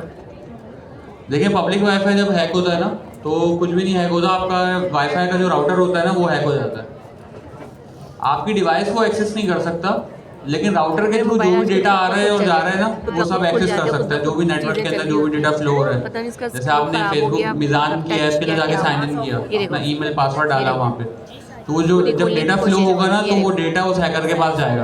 तो दैट इज वाई जब हम इंक्रिप्शन करते हैं तो हम उस चीज़ से बच जाते हैं। तो हमें ये सारी चीज़ें जितनी भी हैं इन सब चीज़ों को इंक्रिप्टेड रखना है। हाँ, नुकसान उस बंदे का हो सकता है जो कि उस नेटवर्क के ऊपर बैठा हो अभी तो नहीं और हो अपना कोई ऐसा डेटा जो है किसी को मैसेज के अंदर भेज दे, व्हाट्सएप कर रहा है अपने दोस्त को कि अपना ईमेल पासवर्ड बता दिया, और अगर व्हाट्सएप का डेटा प्रॉपरली इंक्रिप्टेड नहीं हुआ तो फिर उसके बाद वो आपका ईमेल पासवर्ड चला जाएगा। चार्ज कम रह जाता है उसको।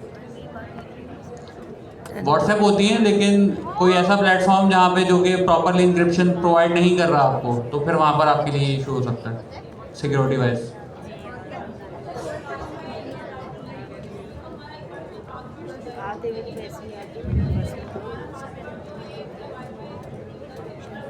अबू की सुबह का कॉल आई कि तुम्हारे ना 2 मिस कॉल आई। पासवर्ड वो किसी ना किसी ने दिया होगा उनको, विदाउट पासवर्ड तो कोई कनेक्ट नहीं कर सकता। इन पे कोई लिंक गलत कुछ हो गया। अच्छा ऐसा एक तो ये होता है जैसे सरफराज ने बताया, एक को दिया वो दूसरे को अब बताया खुला इस होता तरह है, से अगर ऐसे करेगा। बने तो ठीक है। आपका पासवर्ड इस तरह से लीक होता है, जो आपके वाईफाई का पासवर्ड है किस तरह से हैक हो सकता है। सुबह कॉल सिंपल सा आई थी, तरीका है मेरे पास कि फोन आया हुआ सॉफ्टवेयर में आपने डाला, उसमें अच्छा। मोस्ट सुबह 10 कॉमन बजे पासवर्ड जो है मैं वो मोबाइल देख लगेगा। रही थी, एक कुछ और तरीका तो ना ये एकदम से है, कुछ और हैकर्स को चलने और लगे। तरीके भी पता अब होंगे, वो 2 मैं मिस हैकर कॉल नहीं हूँ तो जाएगी। मुझे नहीं पता, लेकिन एक तरीका ये है कि भाई आपके वाईफाई पे मोस्ट कॉमन पासवर्ड जो है वो लगा के देखे उसने, जो वाईफाई के मोस्ट कॉमन पासवर्ड हो सकते हैं वो लगा के सारे देगा। बच्चे अगर नानियों के कनेक्ट घर हो गए गया तो हुए। आपका वाईफाई का पासवर्ड उसे मिल मेरी जाएगा। बच्चे नहीं गई, कल मैं खुद अम्मी के यहाँ से थोड़ी देर बैठ कर आ गई, अम्मी का करीब चेंज ना कर गली दें में। पासवर्ड, फिर भी कर लेते हैं। अच्छा पासवर्ड रखें स्ट्रॉन्ग। पहले थोड़ा दूर था तो जाने का भी होता था, लेकिन नहीं आप जाने लोग में चेंज खाती कर थी। सकते हो, उनका घर प्लेटफॉर्म में होता मसले है मसाइल उससे आप लोग ऐसे चेंज होते कर थे, जा ही सकते हैं। नहीं उनसे पाते। पूछे ना वाईफाई वाले से। और अब जा सकती कहना हूँ आपने? तो अब नहीं, मतलब खुद ही वो नहीं।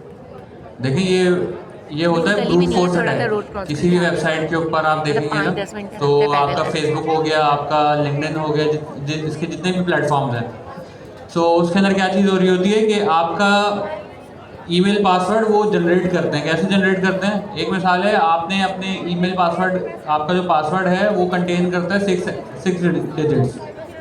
वो 6 डिजिट से रिलेटेड जितने भी पासवर्ड कॉम्बिनेशन होते हैं ना, आपने अलजेब्रा में सेट्स पढ़े होंगे मैथमेटिक्स के अंदर। उसके अंदर क्या होता है कि जितने नंबर ऑफ हमारे पास पार्टिसिपेंट्स होते हैं, आप उसके बेस्ट पॉसिबल कॉम्बिनेशन जनरेट करते हैं। सो इसके अंदर भी बेस्ट पॉसिबल पासवर्ड जनरेट किए जाते हैं जितने भी डिजिट्स हों। सो अगर आपको इस चीज़ से सेव रहना है कि कोई आपका पासवर्ड गैस ना कर सके, सो मिनिमम टू मिनिमम वो एक नंबर है, कोई 16 तक का एक नंबर है, जहाँ पे अगर आपके पासवर्ड में 16 कैरेक्टर्स हैं या मोर देन 8 कैरेक्टर्स हैं, तो बहुत मुश्किल होता है आपके पासवर्ड को क्या नाम है गैस करना। और अगर कोई जनरेट भी कर रहा है ना पासवर्ड किसी एल्गोरिथम के थ्रू, तो उसको जो है ना मोर देन कोई ईयर्स लग जाएंगे इस पासवर्ड को क्रैक करने में, जो भी 8 डिजिट से ऊपर के पासवर्ड होते हैं। उससे नीचे के जो होते हैं वो 6 डिजिट आई थिंक 1 महीने के अंदर हो जाता है, इस तरीके से क्रैक हो जाता है। और उससे कम है तो वो और जल्दी क्रैक हो जाते हैं, वो जनरेट करके और उसको इम्प्लीमेंट करने में।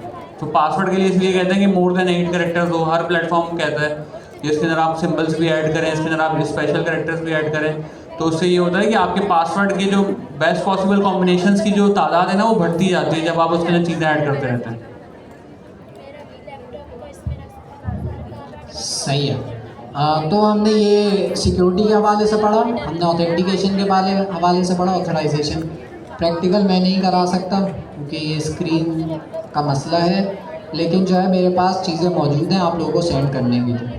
अब मोस्ट इम्पॉर्टेंट सवाल, ये जो JWT टोकन है वो स्टोर कहाँ पे होता है? मैं आया भाई GIIC की वेबसाइट पे, मैंने अपना ईमेल डाला, पासवर्ड डाला, मेरी रिक्वेस्ट गई कहाँ पे? सर्वर पे। किसके थ्रू गई? API के थ्रू गई। सर्वर पे जाने के बाद सर्वर ने चेक किया कि भाई ये ईमेल पासवर्ड सही है। अगर सही है तो सर्वर एक रिस्टबैंड बनाएगा या JWT टोकन बनाएगा, ये सर्वर पे बनेगा। सर्वर ने वो टोकन किसको वापस दिया? एक वीडियो में यूज़र को वापस किया। यूज़र के पास क्या शो हो रहा है? एक वेबसाइट शो हो रही है। अब मेरा सवाल ये है कि वो जो टोकन आया है वापस, वो आपकी वेबसाइट में कहाँ पे स्टोर हुआ होगा? ऐसे बहुत तो सारे स्टूडेंट आप लोगों को जैसे पता होगा कि आपके ब्राउज़र में बहुत सारे स्टोरेज होते हैं। कभी राइट क्लिक करके एप्लीकेशन का एक टैब होता है, उस पर जाएँ तो बहुत सारे आपको स्टोरेज मिलेंगे। मोस्ट कॉमन आपने सुना होगा लोकल स्टोरेज। लोकल स्टोरेज में आपका कुछ डेटा स्टोर हो रहा होता है। तो कुछ लोग कह सकते हैं, जैसे यहाँ से एक आवाज़ भी आई थी, तो जो टोकन आ रहा है ना उसको आप अपनी वेबसाइट के लोकल स्टोरेज में रख दो। स्टोरेज में रखना क्यों ज़रूरी है? किसी वेरिएबल में क्यों नहीं रखा मैंने? मैं चाहता वो जो टोकन आ रहा है मैं वेरिएबल में रख दिया, वो वेरिएबल में रखा हुआ है। क्या होगा वेरिएबल में रखने से? मैं पेज को रिफ्रेश करूंगा, टोकन गया। वेरिएबल तो मेमोरी है ना, मेमोरी से तो चीज़ चली जाती है जब आप रिफ्रेश करते हैं। तो मुझे वो टोकन कहीं रखना होगा। तो कुछ लोग क्या करेंगे, लोकल स्टोरेज सबसे आसान लगता है उन्हें, लोकल स्टोरेज में सेव कर देते हैं। अच्छा वो सेव हो जाएगा परमानेंटली, आप पूरी वेबसाइट यूज़ करेंगे मज़े से, कोई मसला नहीं होगा। लेकिन यहाँ पे एक सिक्योरिटी का मसला है। क्या मसला आएगा? अच्छा, जो टोकन है ना वो आपके पास फॉर एग्जांपल लोकल स्टोरेज में आपने स्टोर कर लिया, वो आपके पास ब्राउज़र पे ही रखा हुआ है। क्या मेरा जो टोकन मैंने लोकल स्टोरेज में ऐड किया हुआ है GIIC वाला, अगर मैं दूसरी वेबसाइट खोलूँ google.com तो उसके लोकल स्टोरेज में भी मेरा टोकन आ रहा होगा? नहीं।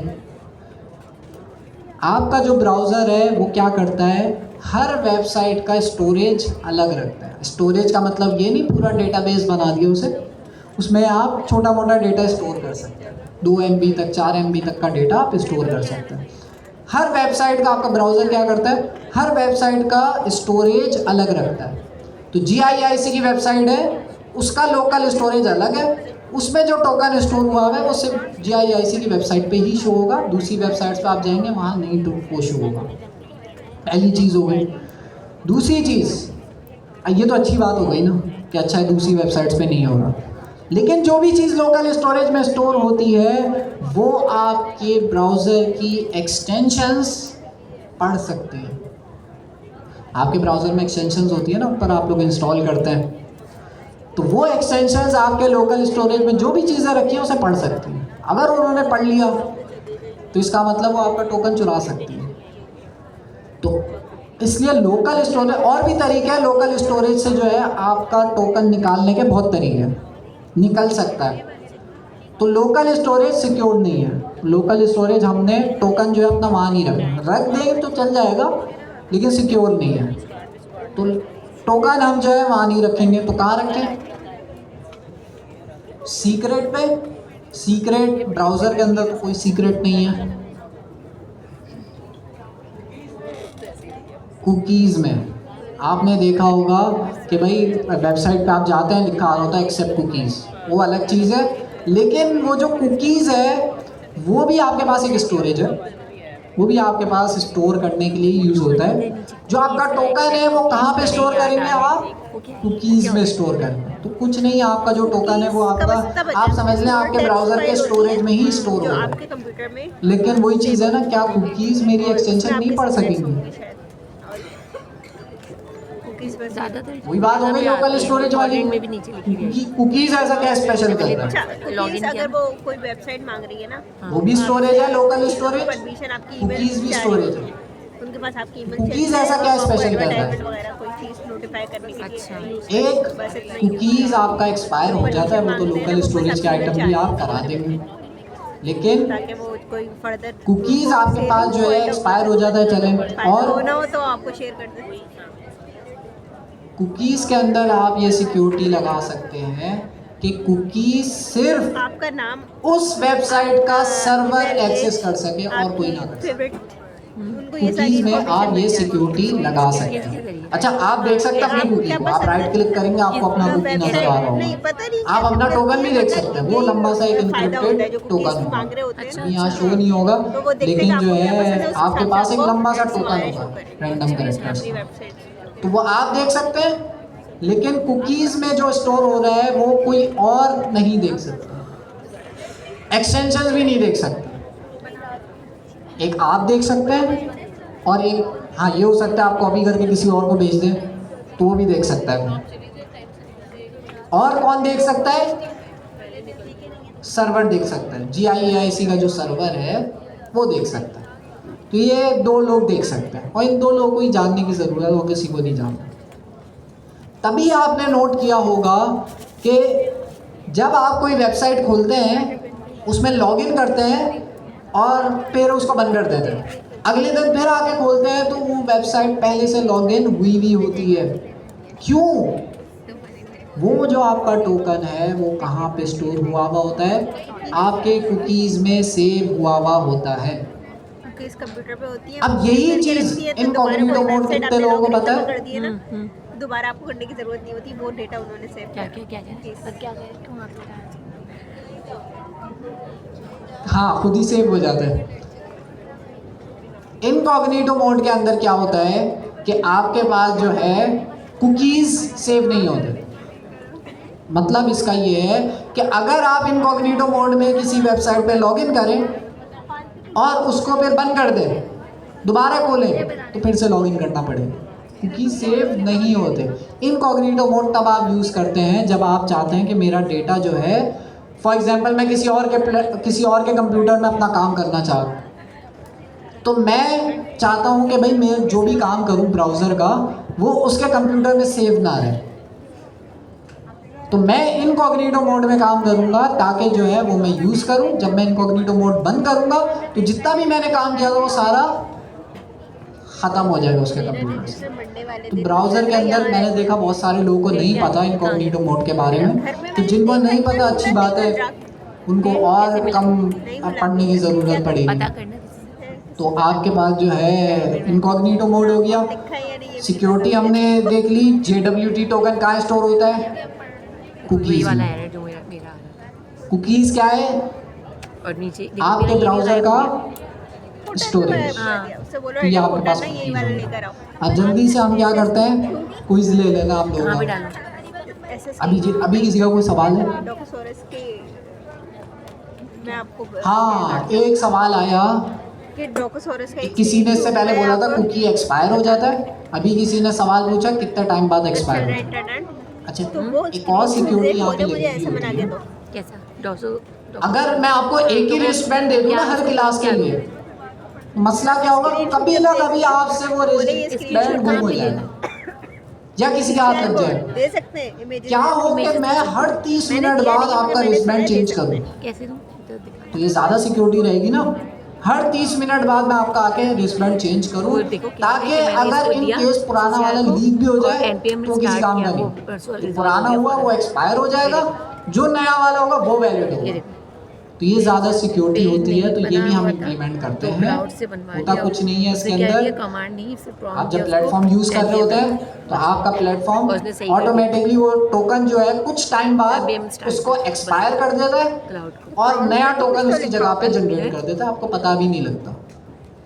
बाज़ दफ़ा क्या होता है कि आपने फॉर एग्जांपल फेसबुक खोला, ऐसा हुआ हो शायद आप लोगों के साथ, फेसबुक आप लोगों ने लॉगिन किया, मैंने बड़ी फेसबुक मुश्किल खुला हुआ है से आपके सही पास, करवाया था। आप ऐसे ही दूसरे टैब घूमने ChatGPT गए, से थोड़ी पूछ देर कर। बाद आप फेसबुक पे वापस आए, फेसबुक लॉग आउट हुआ हुआ है।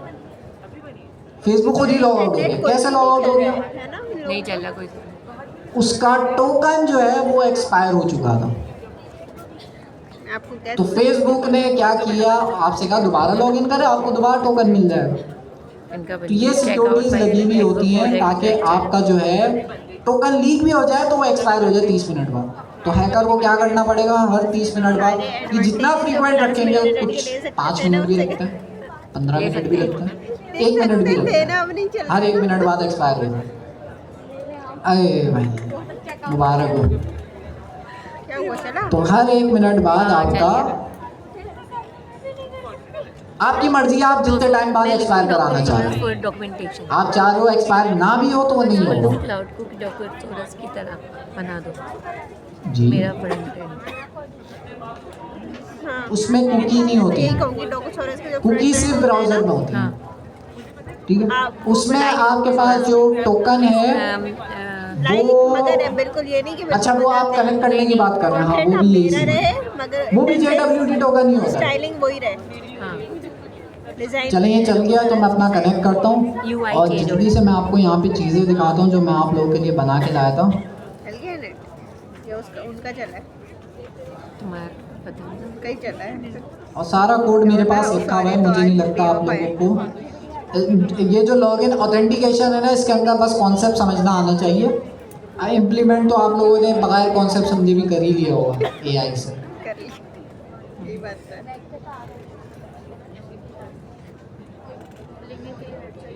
अच्छा जी, तो मैंने जो आप लोगों के लिए बनाया था वो मैंने ये कुछ तो चला। जुबैर भाई ये फुल स्क्रीन कर दे वहाँ से। तो ये जो मैंने पूरा ट्यूटोरियल, इसमें 6 मॉड्यूल्स हैं जो मैंने टेस्ट नहीं करे, मैंने 5 तक देखा था इसे। तो है क्या, एक सिंपल सी एक फास्ट API ही यूज़ होगी, उसके अंदर हमने ऑथेंटिकेशन सीखनी थी। तो उसके अंदर पहला टॉपिक था UV की इंस्टॉलेशन, UV का प्रोजेक्ट वगैरह बनाना और इसकी इंस्टॉलेशन। दूसरा टॉपिक था हैशिंग को समझना कि हैशिंग कैसे होती है। अगर मेरे पास यहाँ पे कुछ हैश हुआ मिले तो मैं आपको दिखा भी देता हूँ। अच्छा यहाँ पे वही सारे फ़ायदे लिखे हैं जो मैं आपको बता चुका हूँ। ये है यूज़र क्या करता है, पासवर्ड देता है, आपका बैकएंड जो है उसके अंदर एक कुछ ना कोई आप जो है फंक्शन लिखते हैं, कुछ ना कुछ आपका पाइथन का कोड होगा, वो क्या करेगा, उस पासवर्ड को लेगा, इनक्रिप्ट करेगा और पासवर्ड फिर इस तरह का हो जाएगा, हैश हुआ हुआ। इनक्रिप्ट मैं वर्ड यूज़ नहीं करूँगा, मैं हैश वर्ड यूज़ करूँगा, तो हैश वो कर देगा। ठीक है, तो अब ये पासवर्ड जो है आप रिवर्स नहीं कर सकते। आप ये जो इनक्रिप्ट, ये जो हैश हुआ हुआ आउटपुट है, इसको वापस रिवर्स करके पासवर्ड नहीं निकाल सकते इसमें से। अगर निकालने जाए तो उसके लिए आपको भाई सुपर कंप्यूटर्स चाहिए होंगे, जो कि अभी है नहीं। ठीक है, तो ये आप रिवर्स नहीं कर सकते। मेकिंग तो अगेन हैश को जो डिक्रिप्ट करना है वो बहुत मुश्किल है इनके एल्गोरिथम्स की वजह से, तो बहुत मुश्किल है। और इन केस मतलब एक तो आपने पासवर्ड मुश्किल रखा हुआ है, ऊपर से अगर कोई कोशिश करता है तो वाले जो है ना, पकड़ो, एक्स्ट्रा वो डिपेंड करता है आपके पास कौन सा एल्गोरिथम रखा हुआ है, वो हैक नहीं हो पाएगा, इम्पॉसिबल आप समझ लें।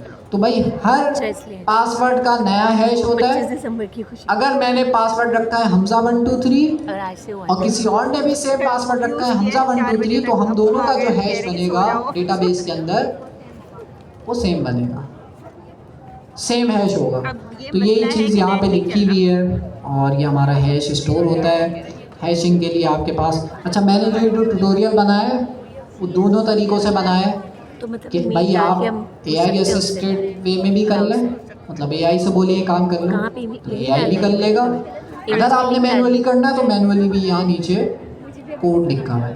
तो इसके लिए जो लाइब्रेरी, जो हैशिंग के लिए लाइब्रेरी है वो आप यूज़ करेंगे पासलिब का, ये बिक्रिप्ट करके लाइब्रेरी है, ये आप जो है यूज़ करेंगे। इससे आपका जो हैशिंग का काम है ये आपके लिए कर लेगा। वो जो एल्गोरिथम है वो आपने बनाने की ज़रूरत नहीं पड़ेगी, इस लाइब्रेरी में बने बनाए हैं, हम उनको यूज़ करेंगे।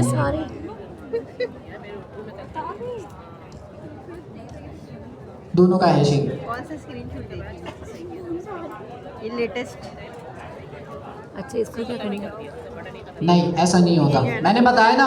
अच्छा इनका सवाल बड़ा इंटरेस्टिंग है, आप लोग के दिमाग में भी हो सकता है आया हो कि UI मैंने रखा हमजा 123 पासवर्ड, नहीं मतलब अच्छा था कोई UI फाद भाई ने रखा हमजा 1234 पासवर्ड। थोड़ा सा वो तो आप लोगों के दिमाग में ये आ सकता है कि भाई इसका जो हैश, मेरा जो हैश जनरेट होगा चैटबॉट साइड में और फाद भाई का जो हैश जनरेट होगा उसमें थोड़ा सा ही डिफरेंस होगा, क्योंकि इन्होंने 4 लगा दिया ना आखिर में, तो आखिरी का करेक्टर मैं हटा दूंगा जो रैंडम है, बाकी पासवर्ड सेम हो गया।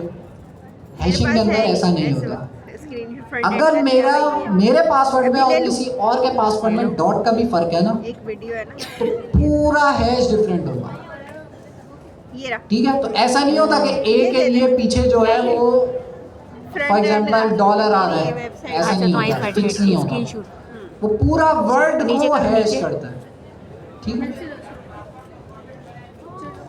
पासवर्ड को अगर फॉरगेट करें तो हैश चेंज कर सकते हैं। पहले मतलब होता क्या है, फॉरगेट पासवर्ड में कुछ नहीं होता।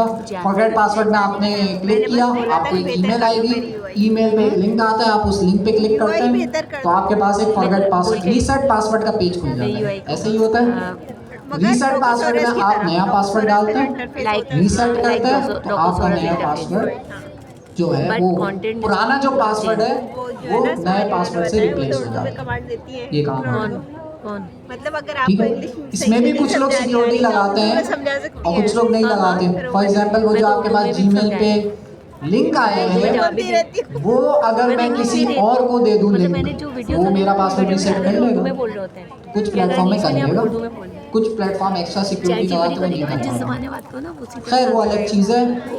फिलहाल हमने जो है सिंपल हैशिंग पढ़ी।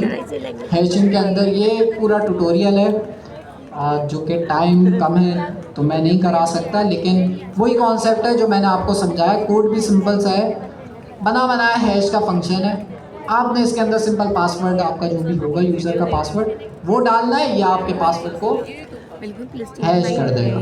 UI like Docker Source but not ठीक चेंज है। My content. ये दूसरा वाला फंक्शन है वेरीफाई Content पासवर्ड मतलब का। जो है वो ये ये चेक करता है कि भाई हैश हुआ हुआ पासवर्ड जो है अपडेट बोलते वो अपडेट अपडेट का वर्ड वही वाली चीज़ है। जब यूज़र आएगा हाँ, वो तो कुछ और प्लेन तो नहीं पासवर्ड हो देगा ना। जाएगा। अपडेट का मतलब तो यही प्लेन पासवर्ड को अच्छा। वेरीफाई करना है मुझे हैश हुए हुए पासवर्ड से, चेंज तो करके उसका भी इन्होंने बना बनाया changes फंक्शन दिया करवाते हैं हुआ ना है एक चीज हाँ। उसे अपडेट वेरीफाई। अच्छा अच्छा। तो वेरीफाई का फंक्शन क्या करेगा, Update यूजर का and प्लेन पासवर्ड देगा, बैकग्राउंड में update उसको my भी हैश UI, करेगा, right, Docosaurus लेकिन वो UI। आपको नजर नहीं आ रहा।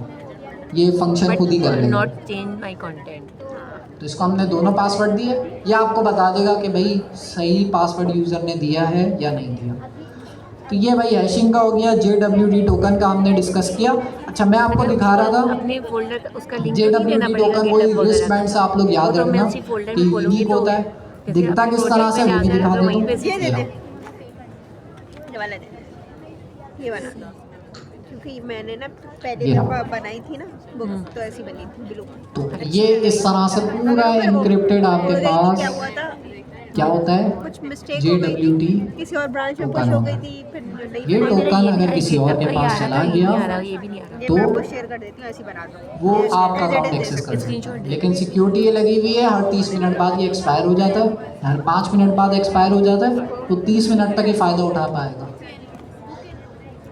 इस जो JWT टोकन है इसके तो अंदर इसमें अगर थोड़ा आप चैटबॉट देखें, ये का है, पहला पार्ट है चैटबॉट का टोकन हमें का नजर आ रहा है जो चैटबॉट। मैंने हाईलाइट किया हुआ है।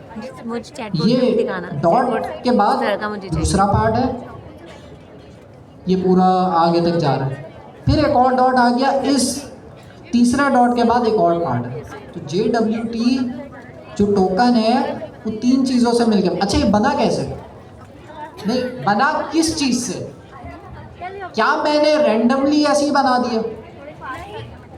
ये रिस्ट बैंड जो मैंने बनाया है आप लोगों का, ये क्या मैंने ऐसे ही रैंडमली बना लिया जैसे रैंडम पासवर्ड जनरेट होता है इसकी वैल्यू वैसे बनाए, या इसके पीछे मैंने कुछ डेटा यूज किया आप लोगों का, फिर उसको इनक्रिप्ट करके बनाया? डेटा। तो यूज किया होगा डेटा। ये जो आपका JWT टोकन बना है ये ऐसी रैंडमली नहीं बनता, ये आपका डेटा ही होता है जो JWT टोकन बनाता है। तो डेटा के अंदर 3 मेन चीज़ें होती हैं। ये खुद एक बना होता है रहे हैं। हेडर, हेडर के अंदर क्या चीज़ होती है वो अभी आप दिखाएंगे। हाँ पेलोड मेन चीज़ है, पेलोड के अंदर आप इससे बोलेंगी आपका डेटा होता है, नाम हो गया, फिर बनाएंगे। ईमेल हो गई, रोल हो गया, रोल ये होगा एडमिन है या स्टूडेंट है या टीचर है, ये रोल हो गया। एक्सपायर कब होना है उसकी डेट हो गई। तो ये पेलोड के अंदर सारा डेटा पेलोड वाले पार्ट में होता है। आप देख रहे हैं मैंने कहा था ना आपका जो टोकन है उसके 3 पार्ट होता है, हेडर, डॉट आता है फिर बीच में, फिर पेलोड, ये सब इनक्रिप्टेड होता है। अभी मैंने दिखाया कि ये सब ऐसा होता है इनक्रिप्टेड। ये लीजिए। लेकिन अगर मैं बताऊं तो इन तीनों पार्ट जो इनक्रिप्ट हुए हैं इसमें तीनों अलग अलग काम कर रहे हैं। हेडर के अंदर क्या इन्फॉर्मेशन होती है, UI का मतलब भी वही होता है सामने। ये आ गया UI का एल्गोरिथम मतलब ये होता है यूजर HS256, टाइप क्या है JWT। तो ये आपके पास फिक्स ही रहेगा आप लोगों के केस में भी कि ज़्यादातर हमारे पास यही एल्गोरिथम यूज हो रहा है। और भी डिफरेंट एल्गोरिथम है, हमें उस पर जाने की ज़रूरत नहीं है। तो हमारे लिए ये चीज़ सेम रहेगी, जो टोकन जनरेट हुआ है वो किस एल्गोरिथम के थ्रू जनरेट होना चाहिए वो हमने बताया। अच्छा पहला पार्ट ये हो गया था। दूसरा पार्ट है मोस्ट इम्पॉर्टेंट, ये आप यूज टेक्स्ट बुक करेंगे, वगैरह का लिंक खुद ही डाल देगा। पेलोड। जो ऊपर आ रहा था टेक्स्ट ये आप लोग यूज टेक्स्ट बुक करेंगे। खुल गई थी। पेलोड क्या है, पेलोड ये है आपके पास के वो समझ जाएगा। इसके अंदर आप डेटा वगैरह डालते हैं, कुछ भी डेटा हो सकता है, नाम हो गया, क्योंकि अपने ईमेल होती है, नाम होता है, रोल होता है, उसमें तो मुझे उसके अलावा आईडी होती है यूजर की, यूजर आईडी तो जो बनवाना डेटाबेस पड़ेगा में, उससे। ये कॉमन चीज होती है। तो ये आपके बना पास हो देना गया चाहिए। मैं दूसरा आपको पार्ट बोलो कि ऐसा बना दे। टोकन के अंदर। तो टोकन ऐसे ही हवा हवा में नहीं बनता रैंडमली, पेट्रोल का काम ये आप ही के डेटा को यूज करते हुए बनाया जाता है। तीसरी चीज जो आपके पास होती है चैटबॉट कहाँ पे बनाएगा फिर? ये होती है सिग्नेचर। सिग्नेचर 2-3 चीज़ों से मिलके बनता है, जिसमें से एक चीज़ जो आपके पास है वो है सीक्रेट की। जो टोकन बनाया, अगर मैं ऊपर की 2 चीज़ों से टोकन बनाने लग जाऊं तो ऐसा टोकन तो कोई और भी बना ले। तो मुझे ऐसा टोकन बनाना है कि अगर उस टोकन में कोई छेड़खानी करे तो वो टोकन चले ही ना, ऐसा टोकन बनाने के लिए हमारे पास टोकन का थर्ड पार्ट बड़ा इंपॉर्टेंट है। इसके अंदर हम एक चीज़ पास करते हैं, सीक्रेट की। ये सीक्रेट की सिर्फ मुझे पता होगी, किसी को नहीं पता होगी, और ये मैं एनवायरनमेंट वेरिएबल में रखूँगा। ये सीक्रेट की ही यूज़ होगी मेरे पूरे जो मेरा पूरा डेटा है उसको, और ये जो हेडर्स हैं इनको JWT टोकन बनाने में। तो ये सीक्रेट की यूनिक होगी हर प्लेटफॉर्म की। तो ये आप एनवायरनमेंट वेरिएबल में आप ऐड करेंगे और बस इससे आपका टोकन बन जाएगा। तो और सर्वर जनरेट नहीं करेगा। ये जो सीक्रेट की है ना, ये मैं एक दफ़ा अपनी जनरेट कराऊंगा। जैसे हम कहीं पे अकाउंट बनाते हैं तो हम अपना, जैसे वाईफाई की एग्जांपल है, वाईफाई में हम अपना पासवर्ड रखती हैं, वैसे ही मैंने अपने टोकन बनाने के लिए अपना एक पासवर्ड रख दिया कि भाई ये पासवर्ड होगा तो मेरे सिस्टम के टोकन बनेंगे। अगर ये पासवर्ड नहीं है तो कोई और ऐसा नहीं अपना टोकन बना ले मेरे सिस्टम के लिए। तो ये एक ऐसी चाबी है जो कि सर्वर इस चाबी को यूज़ करते हुए टोकन बनाएगा। उसके लिए क्या प्रॉब्लम? ये की सिर्फ मुझे पता होगी। ChatGPT बोलते हैं मुझे एग्जैक्टली ठीक है। वर्ड मैंने भी नहीं बनवाया ना, मेरे भी पेजेस पे बना हुआ है। कहाँ सामने बना हुआ है चैटबॉट में? कहाँ पे बना है? एक सेकंड, बना एक हुआ है। सेकंड, पहले इनका सवाल ले लूं। जी,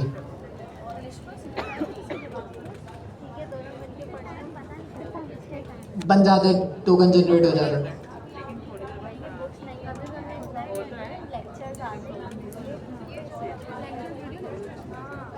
बिल्कुल ख़त्म हो जाएगी।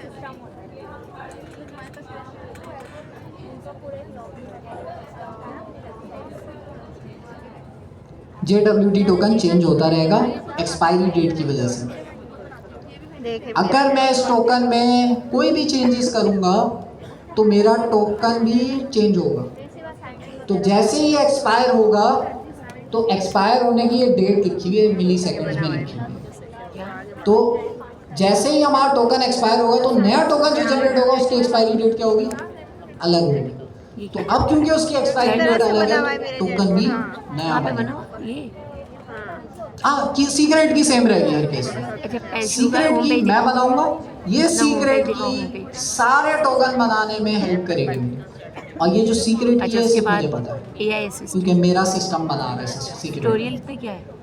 तो ये भी ऐसा नहीं सीक्रेट की अच्छा, आपने किसी के साथ फिर शेयर AI करनी है, प्रोडक्ट्स ये आपने बड़ी छुपा के उसके रखनी अंदर होती है। आपका पूरा लॉगिन सिस्टम जो है सीक्रेट की पे भी क्या है? डिपेंड कर रहा होम है। पेज। ये भी बड़ी इंपॉर्टेंट है, ये हम ऐसे ही खुला नहीं अच्छा, छोड़ेंगे। डायरेक्ट होम पेज पे करेगा। AI असिस्टेंट इन्वायरमेंट ये वेरिएबल में chatbot है। जैसे हमने डेटाबेस का पासवर्ड हाँ, स्टोर अब ये किया मैं था, क्लिक करूंगी ना वैसे ही हम इसको भी स्टोर करेंगे और ये रैंडम हम अपनी मर्जी से कुछ भी रख देंगे, लेकिन मुश्किल अच्छा, तुम्हारी रखेंगे। वीडियो जितनी बनी बड़ी होगी उतना अच्छा होगा। मैं थोड़ी ये अपनी मर्जी से अच्छा, हम वही कुछ तो भी मैं कर देख रही सकते हूँ। हैं। नीचे शायद मेरे पास कोड में एग्जांपल हो दायरा भी तो मैं दिखा भी चलेगा दूंगा। नहीं जी आप सवाल कर लें। हाँ, फेस के सही काम कर रहा था।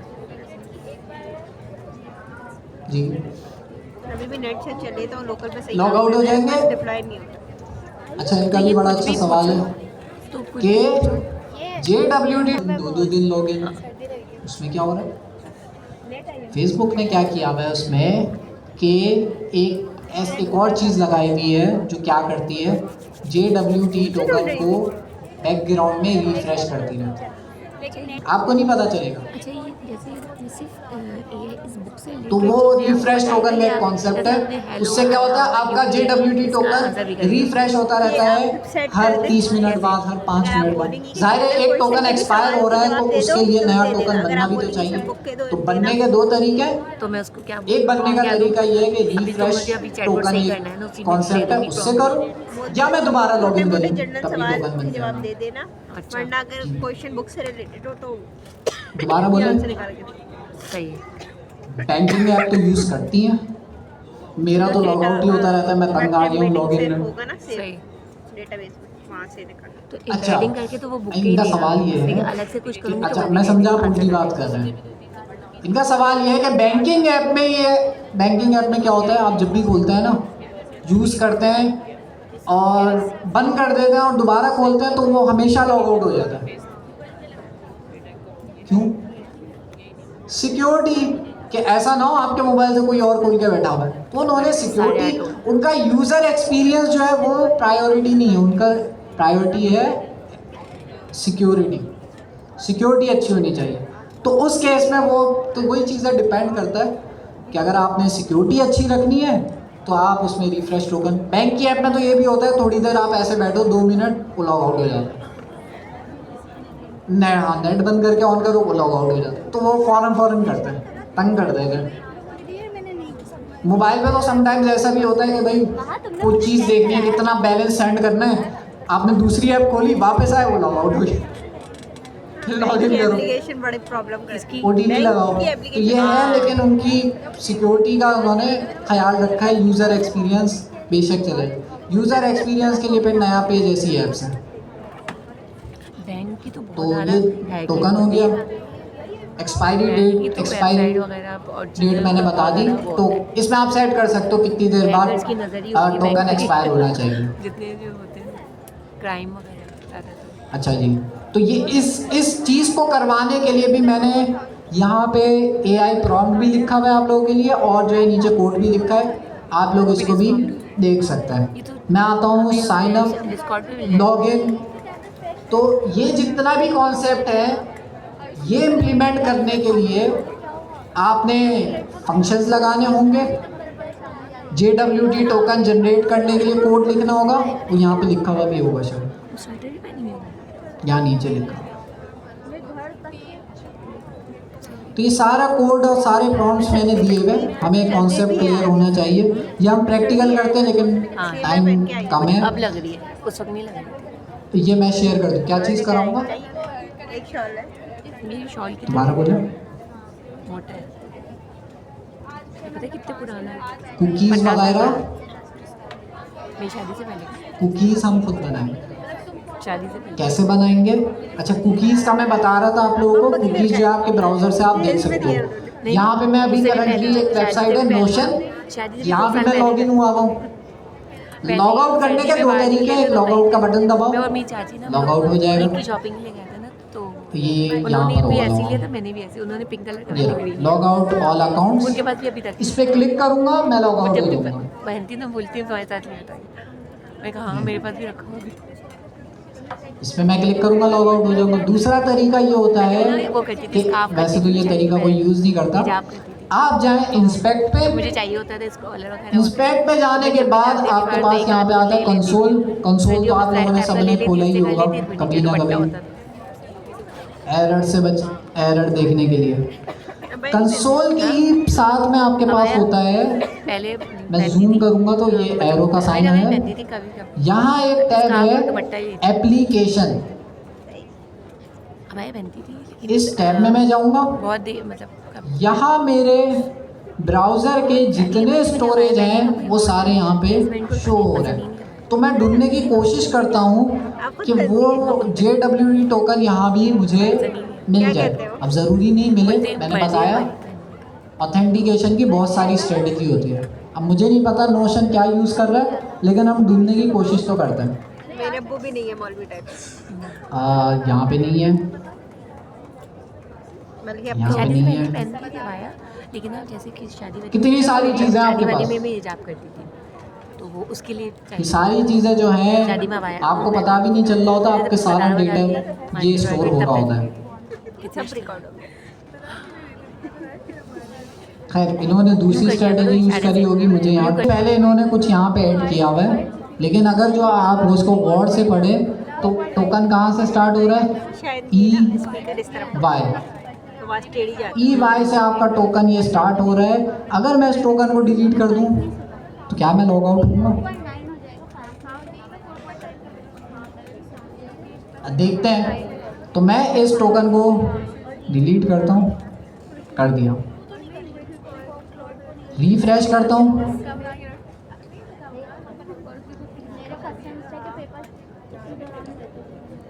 मैं लॉग आउट हो गया, डिलीट कर दिया टोकन। मैं लॉग आउट हो गया। तो हुआ क्या, उसने पहले चेक किया भाई इसके पास टोकन है, उसको शक हुआ यार इसके पास से तो टोकन ही गायब है।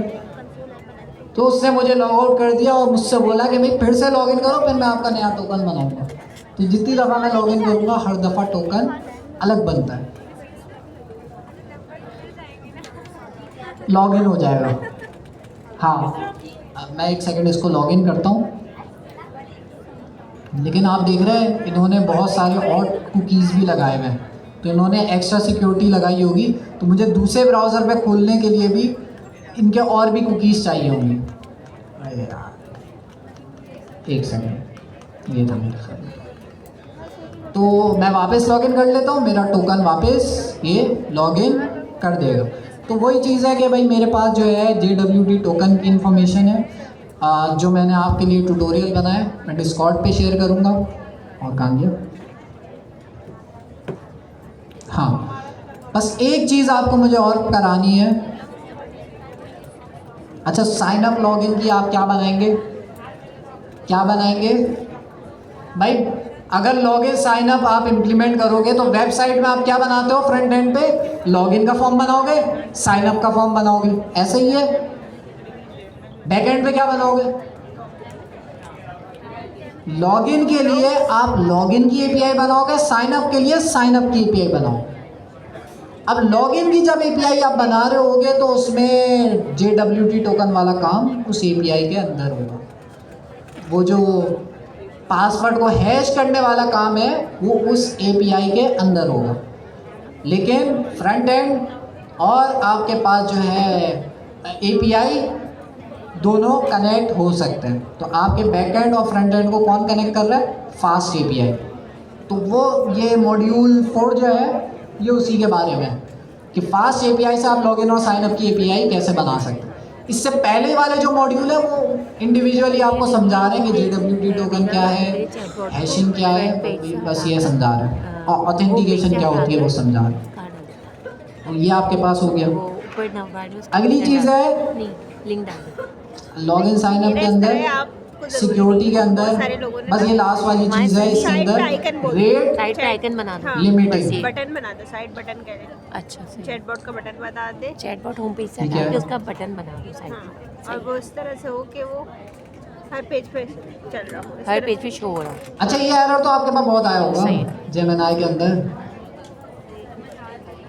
इस तरह का एरर आया होगा, लिमिट क्या कहें? एक्सीड हो गई। राइट बॉटम पे इधर होता है ना, इधर साइड में, अच्छा राइट बॉटम पे, इतना खुश हुआ है, जाना पहचाना एरर आ चल गया। नहीं रहा। फुटर से ऊपर ना, ये कॉन्सेप्ट है हाँ, रेट तुम्हारे लिमिटिंग। फुटर में क्या लिखा हुआ है?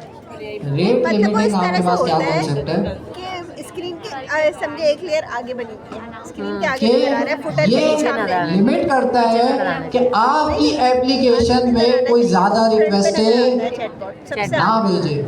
सारे फॉर एग्जाम्पल मैंने GIIC का नहीं, वो प्लेटफॉर्म एकदम बनाया, सामने यूं नजर अभी आए, साइड हैकर में आया, हो गए। हैकर ने एक बॉट बनाया, उसके जैसे उसने हजारों बोलो बॉट्स ये राइट बनाए। कॉर्नर पे सेट कर दो। बॉट क्या कर रहे हैं? वो और बॉट मेरी जो कि हर वेबसाइट पेज पे पे नजर आएगा।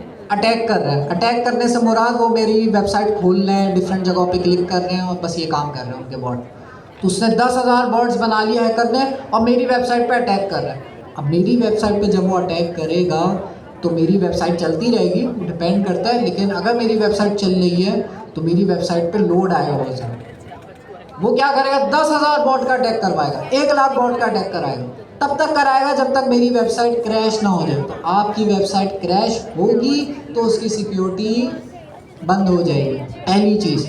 दूसरी चीज़, आपको जो बिल आएगा वो भी बिल, अगर आपके पास वर्सल की वेबसाइट है ना और उस पर किसी ने अटैक किया है और उसका अटैक सक्सेसफुल हो गया, 20-20 हज़ार डॉलर के बिल आते हैं। अगर मैं यहाँ पे आपको दिखाऊं वर्सल ह्यूज बिल, तो वर्सल इसलिए तो एक्स्ट्रा सिक्योरिटी लगाई है वर्सल ने कि कोई इस तरह के अटैक हो तो वर्सल आपके लिए फ्री में हैंडल कर रहा होता है वाली चीज़ें, और आपको कुछ नहीं करना होता, वो खुद ही हैंडल करता है। लेकिन ऐसे भी केसेस हुए हैं जहाँ पे लोगों के 20-20 30-30 हज़ार डॉलर के बिल आए हैं सिर्फ हैकर के अटैक होने की वजह से। तो रेट लिमिटिंग जो है आपको इन चीज़ों से बचाता है कि एक यूज़र 1 सेकंड में 5 रिक्वेस्टें भेज सकता है अगर वो छठी रिक्वेस्ट भेजता है तो आपका सर्वर जो है उसे ब्लॉक कर देगा। ब्लॉक करने से होगा ये कि अगली रिक्वेस्ट जो भी आ रही होगी वो एक मिडिलवेयर होगा, एक गार्ड होगा, उस पर वो चेक करेगा और आपकी आने वाली हर रिक्वेस्ट को वो ब्लॉक कर रहा होगा। तो जो आपका कोर सर्वर है वहाँ रिक्वेस्ट नहीं जा रही होगी, बॉडी गार्ड बीच में बैठा होगा, वो आपकी रिक्वेस्टों को ब्लॉक कर रहा होगा। तो रेट लिमिटिंग इम्पॉर्टेंट इसलिए है कि भाई ये आपको बड़े बिल से भी बचाती है। अब मेरी जो API का एंड पॉइंट है वो अगर मैंने आप लोगों को दे दिया, आप लोग तो धड़ाधड़ यूज़ करने लग जाएंगे। किसी ने बॉट लगा दिया, वो मेरी API पे हज़ारों रिक्वेस्ट एक बारी में भेज रहे हैं, मेरा कंप्यूटर तो एग्जॉस्ट हो जाएगा, मेरा बैकएंड क्रैश हो जाएगा, ये होने लग जाएगी सारी चीज़ें।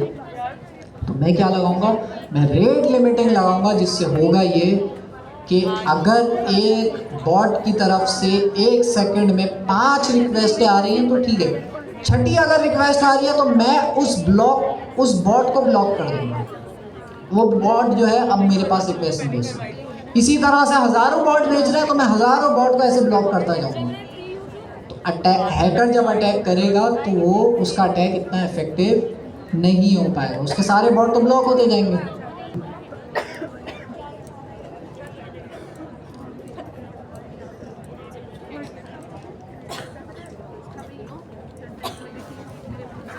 बिल्कुल करता है। JWT बेटर ऑथ के अंदर भी होता है और उसमें डिफरेंट आप देखेंगे वो आपको ऑप्शन देता है डिफरेंट अप्रोचेस इम्प्लीमेंट उनकी डॉक्यूमेंटेशन में, लेकिन JWT वाला होता है उसके अंदर। आप देखेगा जब आप बना लें तो आप देखेगा टोकन सेव हो रहा है कुकीज़ के अंदर हो रहा होगा, जैसे यहाँ पे भी हो रहा था कुकीज़ में JWT टोकन सेव।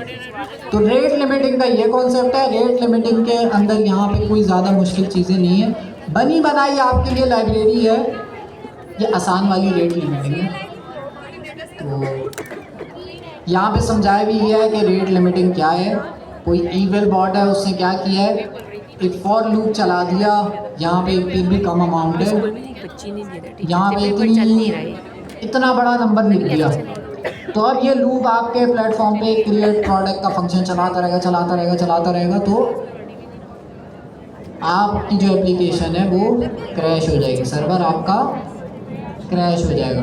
तो इससे बचने के लिए हम लोग रेट लिमिट ऐड करते हैं कि भाई यूज़र अगर 5 प्रोडक्ट्स ऐड कर रहा है अपने कार्ट में, ये ई-कॉमर्स एप्लीकेशन का ट्यूटोरियल है तो 5 प्रोडक्ट्स के अंदर वो जो है अलाउ कर देगा। छठा करेगा तो भाई आपके पास स्टेटस कोड देगा 429, ये भी आपने देखा होगा जेमिनी के अंदर आया होगा 429। तो ये एरर जब भी आप देखिए, ये नंबर आप जब भी देखें तो आप समझ लिए रेट लिमिटिंग हिट हो गई है, प्लेटफॉर्म ने आपको ब्लॉक कर दिया। और कुछ प्लेटफॉर्म कुछ टाइम के लिए करता है, 1 घंटे के लिए करते हैं, उसके बाद अनब्लॉक कर देते हैं, कुछ परमानेंटली ब्लॉक कर देते हैं। तो ये रेट लिमिटिंग का कॉन्सेप्ट है जो कि जो है मैंने इस ट्यूटोरियल में कराया हुआ है। इसका लिंक मैं आप लोगों के साथ शेयर कर दूँगा।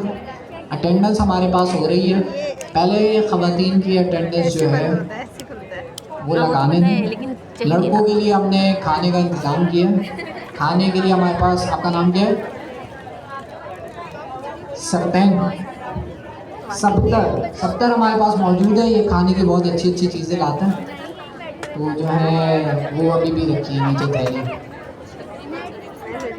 खाली हो गई है मुझे लग रहा है। क्लास खत्म, चलो ठीक है। तो अटेंडेंस के लिए मैं एडमिन को टाइम दूंगा, क्योंकि ख़वातीन को पहले जाना होता है, इनको जाने दें। किसी का कोई सवाल है तो वो आप पूछ लें। रेट लिमिटिंग कहाँ लगेगी? आपके सर्वर पे लगेगी। वो जो APIs बनाई है ना हमने, उस APIs के अंदर ही लगेगी। इसके अंदर कोड लिखा हुआ है मैंने, लेकिन APIs के अंदर बोला है कि जितने भी लड़के हैं भाई सही लगेंगी